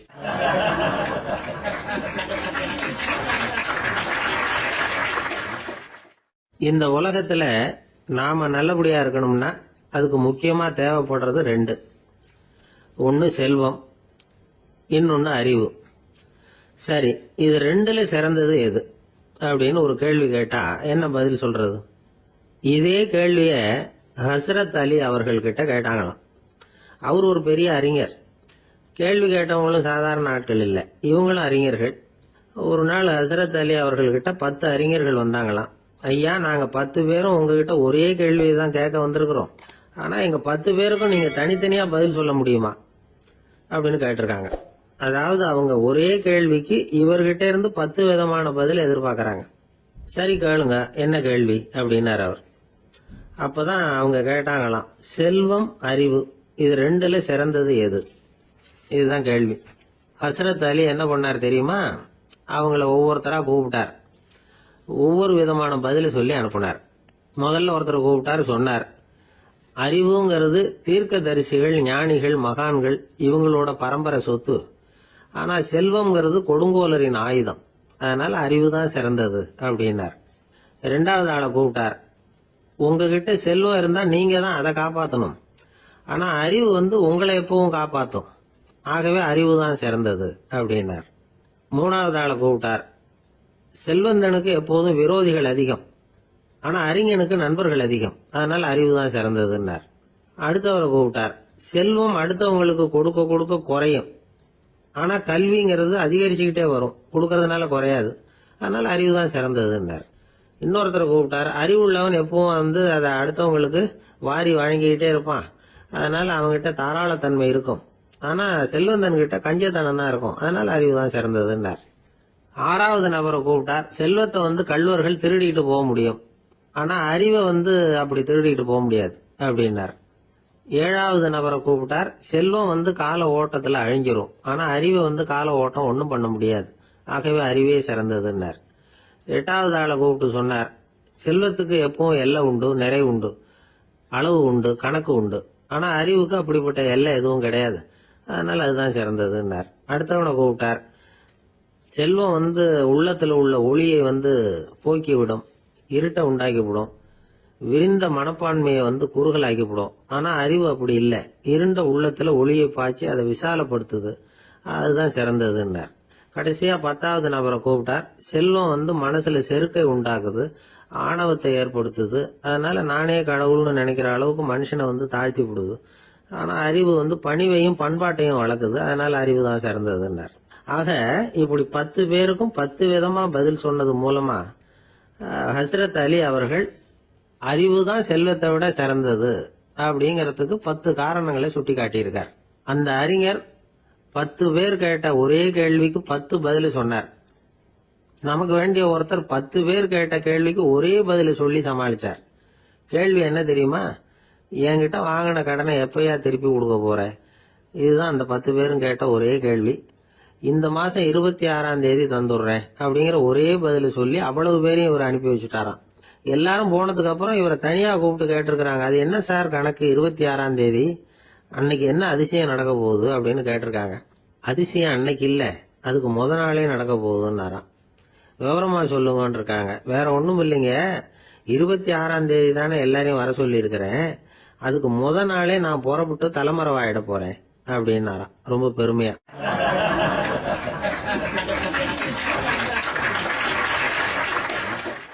துருக்மேனியாவில் அஷ்காபாத் அப்படின்னு ஒரு நகரத்துல ஒரு புவியியல் விஞ்ஞானி இருந்தார்.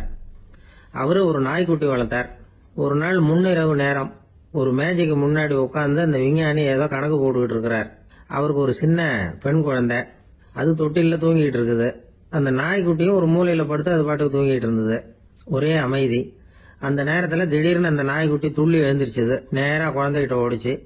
அந்த குழந்தைய அது போட்டிருந்த ட்ரெஸ்ஸோட சேர்த்து கவ்வி தூக்குச்சு. தூக்கிட்டு வாசல் பக்கம் ஓடிச்சு. நாய்க்குட்டி குழந்தைய கவ்வி தூக்க முடியுமாங்கிற சந்தேகம் உங்களுக்கு இல்லையா? நீங்க நம்ம ஊர் நாய்க்குட்டியவே பார்த்து பழக்கப்பட்டிருக்கீங்க. அதனால நம்புறதுக்கு சிரமமா இருக்கும். அந்த ஊர்ல எல்லாம் அது ரொம்ப ஸ்ட்ராங்கா இருக்கும். ஒரு ஏதோ கண்ணுக்குட்டி மாதிரி இருக்கும்.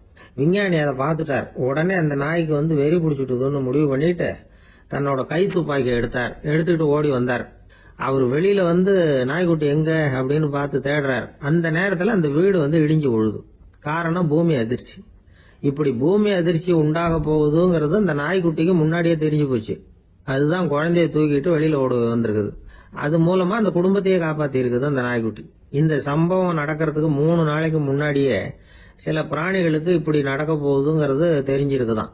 ஆமா, அந்த நகரத்துல 3 நாளைக்கு முன்னாடியே பாம்பு, பல்லி இதெல்லாம் அது தங்கி இருந்த வலையை விட்டு வெளியில ஓடி வந்துட்டுது. அதே மாதிரி அங்க இருந்த புறாவெல்லாம் பறந்து போயிடுச்சான். இதே மாதிரி யுகோஸ்லோவியாவில் கூட ஒரு நகரம். அங்க ஒரு நாள் ராத்திரி ஒரு மிருக காட்சி சாலையில திடீர்னு ஒரு பெரிய கலவரம், கூச்சல், குழப்பம். அங்க இருந்த கழுதை, புலி, யானை, பறவை எல்லாம் கண்ணாபின்னான்னு கத்த ஆரம்பிச்சுட்டுது. நீர் யானை அதுக்குன்னு போட்டிருந்த தடுப்பையே தாண்டி குதிச்சு வெளியில வந்துட்டுதான். மறுநாள் தான் எல்லாருக்கும் விஷயம் புரிஞ்சுது. அடுத்த நாள் காலையில அங்க பூமி அதிர்ச்சி உண்டாயிட்டுது. இப்ப பாருங்க, அதாவது மனுஷனை போய் தீர்க்க தரிசி அது இதுன்னு சொல்லிட்டு இருக்கிறோம். இவனை விட அது பரவாயில்லைன்னு தோணுது. அதாவது மிருகங்கள் ஒண்ணு நடக்க போகுதுங்கிறத முன்னாடியே புரிஞ்சுக்குதே. சரி, இதெல்லாம் எப்படி அது முன்கூட்டி புரிஞ்சுக்குது? அதுதான் படைப்பு ரகசியம். அதை கண்டுபிடிக்கிறதுக்கு தான் மனுஷன் ஆராய்ச்சி பண்ணிட்டு இருக்கிறான். விஞ்ஞானிகளோட ஆராய்ச்சியெல்லாம் ஒரு பக்கம் இருக்கட்டும், வீட்டுக்குள்ளேயே சில ஆராய்ச்சி பண்ணி பாருங்களேன். இப்ப சில யோசனை சொல்லி அதை சோதனை பண்ணி பாருங்க அப்படின்னு ஒருத்தர் சொன்னாராம். அதாவது இப்ப மழை வருமா வராதா அப்படின்னு தெரிஞ்சுக்கணுமா, உடனே ஒரு பூனைக்குட்டி பின்னாடியே மெதுவா போய் அது என்ன செய்யுதுன்னு கவனிச்சு பார்க்கணும். பூனைக்குட்டி தன்னோட பாதத்தினால சுகத்துல அப்படி கீறிக்கிட்டு இருக்கும். அப்படி கீறினா கண்டிப்பா மழை வரும். சில சமயம் பூனைக்குட்டி அப்படியே மல்லாந்து படுத்துக்கிட்டு பாதத்தை உயர தூக்கும். அப்படியும் புரளும். இப்படி செஞ்சதுன்னா அன்னைக்கும் மழை இருக்காது. அதனால முன்னாடி இருந்தது மழை வர்றதுக்கு அறிகுறி, இது மழை இல்லைங்கிறதுக்கு அறிகுறி. பறவைகள், பிராணிகள் இதுகளோட நடவடிக்கைகளை பார்த்துட்டு அதையெல்லாம் அடிப்படையா வச்சுதான் காலநிலையை கண்டுபிடிக்கிற கருவிகளை கண்டுபிடிச்சிருக்கிறாங்க. வாத்து இருக்குல்ல, சில சமயம் தன்னோட அழகை தன்னோட இறகுகள்ல அப்படியே புதைச்சிக்கும். அப்படி செஞ்சா குளிர்காலம் வரப்போகுதுன்னு அர்த்தம். பருவநிலை குளிரா மாறப்போகுதுங்கிறதுக்கு இதுதான் அறிகுறி. சிட்டுக்குருவி இருக்குதுல்ல, அதெல்லாம் புழுதியில உழுந்து புரளும். சிறகுகளை படபடன்னு அடிச்சுக்கும். அப்படி செஞ்சா மழை வரப்போகுதுன்னு அர்த்தம். ஒண்ணு மட்டும் நாம நல்லா தெரிஞ்சுக்கணும். இயற்கையின் சீற்றம்னு சொல்றோம் இல்லையா, இயற்கை ஏன் நம்ம மேல கோவப்படுது? இயற்கையை நாம அனுசரிச்சு போறதில்ல, அதனால கோவப்படுது. காடுகளை அழிக்கப்படாது, விலங்குகளை கொல்லப்படாது, இயற்கை ஏற்படுத்தி வச்சிருக்கிற சமநிலையை கெடுக்கப்படாது. அதை புரிஞ்சுக்கிட்டு வாழ்ந்தோம்னா பூமியும் நடுங்காது, நாமளும் நடுங்க வேண்டிய அவசியம் இருக்காது. ஒருத்தர் இருந்தார், சாராய கடைக்கு போனாராம். நிறைய சாப்பிட்டார். அப்புறம் சொன்னார், இது ரொம்ப அற்புதமான சரக்கு போல இருக்கு. உள்ள போன உடனே இந்த பூமியே நடுங்கிறது மாதிரி இருக்கு எனக்கு அப்படின்னாராம். இதுக்கு கடைக்காரர் சொல்லியிருக்கார், நீங்க சாப்பிட்டது வெறும் பச்சை தண்ணி தாங்க, இப்ப ஏற்பட்டிருக்கிறது நிஜம் பூமி அதிர்ச்சி அப்படின்னாராம்.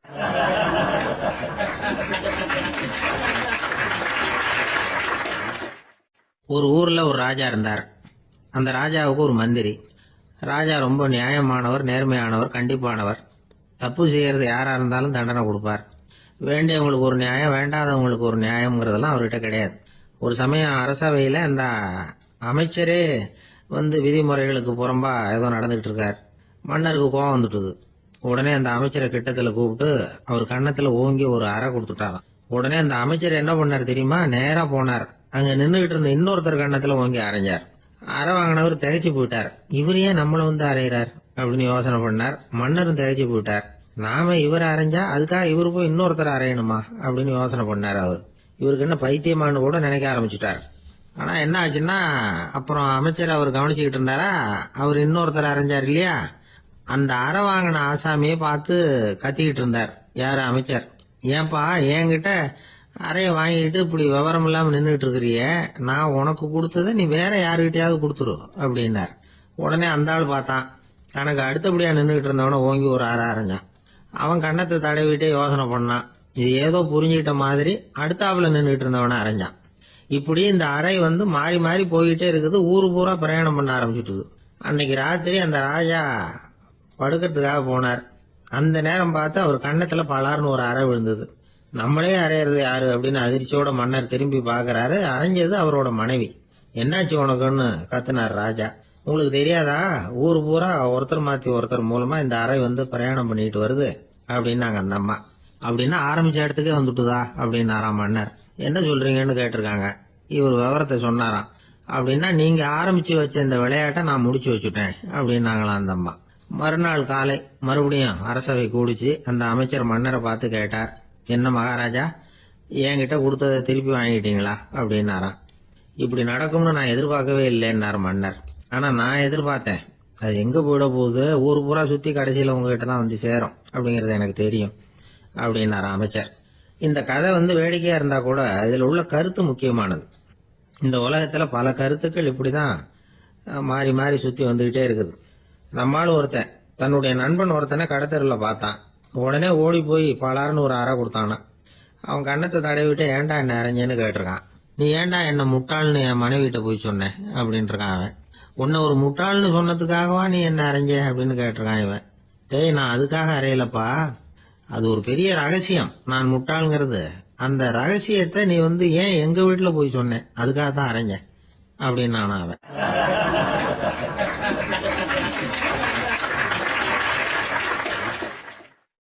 பக்தின்னு சொல்றோம் இல்லையா, அது 3 வகைப்படும் அப்படிங்கிறாரு ஒரு பெரியவர். அது என்ன 3 வகைன்னா, தெய்வ பக்தி, அடியார்கள் பக்தி, குரு பக்தி. அடியார் பக்தியை விட தெய்வ பக்தியை விட குரு பக்தி தான் ரொம்பவும் சிறந்ததுங்கிறார் அவர். தெய்வத்துக்கிட்ட செஞ்ச பாவம் குருநாதர்கிட்ட தீர்ந்துருமா, குருநாதர்கிட்ட செஞ்ச பாவம் தெய்வத்துக்கிட்ட போனாலும் தீராதான். இப்படி பெரியவங்களாம் சொல்லி வச்சிருக்கிறாங்க. ஒரு காடு, அங்க அயோத தௌமியர் அப்படின்னு ஒரு தபோதனர். அவரு பல மாணவர்களை ஒன்னா சேர்த்து ஒரு குருகுலம் நடத்திட்டு இருக்கிறார். பல தரப்பட்டவங்க பல திறப்பட்டவங்க மாணவர்கள் அதுல சேர்ந்து படிச்சுக்கிட்டு இருக்கிறாங்க. பாஞ்சால ராஜகுமாரன் ஒருத்தனும் அந்த குருகுலத்துல சேர்ந்து படிச்சுக்கிட்டு இருக்கிறான். அவன் பேரு ஆருணி. பெரிய இடத்து புள்ள, இருந்தாலும் படுப்புல ரொம்ப கெட்டிக்காரனா இருந்தான். அவன் தான் அங்க முதல் மாணவன். ஒரு நாள் குருநாதர் அந்த அரசகுமாரனை கூப்பிட்டார். நம்ம குருகுலத்துக்கு சொந்தமான வயல்ல தண்ணீர் பெருகி வெள்ளம் பயிரை அழிக்குதான், அதனால நீ போய் மடையை அடைச்சிட்டு வந்துரு அப்படின்னார். அந்த அரசகுமாரன் உடனே புறப்பட்டான். குருநாதர் சொல்லிட்டார்ல, உடனே புறப்பட்டான். நான் பெரிய இடத்து பிள்ளையாச்சே, ராஜகுமாரன் ஆச்சே, ரொம்ப செல்வாக்கூட வளர்ந்தவனாச்சே, நான் போய் வயல்ல இறங்கி வேலை செய்யறதா அப்படின்னு அவன் நினைக்கல. குருநாதர் கட்டளையை நிறைவேற்ற வேண்டியது நம்ம கடமை அப்படின்னு நினைச்சான். உடனே ஒரு மண்வெட்டியை தூக்கி தோல்ல வச்சுக்கிட்டு புறப்பட்டு போயிட்டான். வயலுக்கு போனான். பார்த்தான், தண்ணி கரையை உடைச்சுக்கிட்டு வயலுக்குள்ள ஏகமா பாஞ்சிக்கிட்டு இருக்குது. இவன் மண்வெட்டியால களிமண்ணை புல்லோட சேர்த்து புல் பத்த மாதிரி வெட்டி வெட்டி போட்டான். இருந்தாலும் மடையை அடைக்க முடியல. தண்ணி அதை மீறி வந்துகிட்டே இருக்கு. தண்ணி வேகமா வயலுக்குள்ள போய்கிட்டே இருக்குது. போடுற பத்தையெல்லாம் கரைஞ்சி கரைஞ்சி போயிட்டு இருக்கு. இருந்தாலும் இவன் தன்னுடைய முயற்சியை கைவிடல. வெட்டி வெட்டி போட்டுக்கிட்டே இருக்கிறான். காலையில் அங்க போனவன் சாயந்தரம் வரைக்கும் இப்படி செஞ்சுக்கிட்டு இருக்கிறான். உடம்பும் மனசும் ரொம்பவும் சோர்ந்து போச்சு. இருந்தாலும் குருநாதர் இட்ட கட்டளையை நிறைவேற்றாம இருக்கிறோமேங்கிற ஒரு குறை அவனுக்கு இருக்கு. குரு கட்டளையை நிறைவேற்றாத நான் இன்னமும் இருக்கணுமா அப்படின்னு யோசனை பண்ண ஆரம்பிச்சுட்டான். என்ன செய்யலாம்னு பார்த்தான். நம்ம குருநாதர் இட்ட பணிக்காக இந்த உடம்பையே தியாகம் பண்ணலாம் அப்படின்னு முடிவு பண்ணான். தண்ணி பாயுதுல, அதுக்கு குறுக்க விழுந்து அப்படியே மடையை அடைச்சிக்கிட்டு அப்படியே படுத்துட்டான். இது மற்றவங்களுக்கு தெரியாது. அன்னைக்கு ராத்திரி ஒரு விளக்கு முன்னாடி உட்காந்து குருநாதர் பிள்ளைங்களுக்கு பாடம் சொல்லி கொடுத்துட்டு இருக்கிறார். வரிசையில் இருக்கக்கூடிய ராஜகுமாரனை காணல. நம்ம ஆருணி எங்க போனா அப்படின்னு சொல்லி மற்ற மாணவர்களை விசாரிச்சார். இப்போ அவங்க சொன்னாங்க, சுவாமி, அவன் காலையில வயலுக்கு மடையை அடைக்கிறதுக்காக போனான், நீங்க தான் போக சொன்னீங்க, இன்னும் திரும்பி வரல அப்படின்னு அவர் பையன். குருநாதர் உடனே ஒரு தீவெட்டி எடுத்துக்கிட்டு மாணவர்களை அழைச்சிக்கிட்டு வயலுக்கு போனார். அங்க போய் பார்த்தா ஆளை காணும். ஆருணி ஆருணின்னு சொல்லி சத்தம் போட்டு கூப்பிட்டு பாக்குறார். நான் இங்க இருக்கேன் குருநாதா அப்படின்னு காலுக்கு அடியிலிருந்து ஒரு சத்தம் வருது. குனிஞ்சு பார்த்தா அவன் மடையில படுத்திருக்கிறான். என்னப்பா இதுன்னார். காலையிலேருந்து இந்த மடையை அடைச்சி பார்த்தேன் சுவாமி, முடியல, அதனால இப்படி குறுக்க படுத்துட்டேன். என்னை தாண்டறதுக்கு பயந்து போய் தண்ணியே தேங்கி நின்றுட்டுது அப்படின்னா. அவனுடைய குரு பக்தியையும் அவனை தாண்டறதுக்கு அஞ்சு நிற்கிற தண்ணி தேக்கத்தையும் பார்த்துட்டு எல்லாரும் ரொம்ப ஆச்சரியப்பட்டு போயிட்டாங்களாம். ஆறுனே எழுந்திரிச்சு வா அப்படின்னு கூப்பிட்டாராம் குருநாதர். அவன் தண்ணீரை பொழந்துக்கிட்டு எழுந்திரிச்சு வந்தானான். அதனால அவனுக்கு உத்தாலகன் அப்படின்னு ஒரு பேர். உத்தாலகன்னா தண்ணீரை பிளந்தவன் அர்த்தம். அந்த உத்தாலகன் மாதிரி இந்த காலத்து மாணவர்களுக்கும் குரு பக்தி வேணும் அப்படின்னு சொன்னோம் ஒரு பள்ளிக்கூடத்துல. உடனே நிறைய மாணவர்கள் எழுந்திருச்சு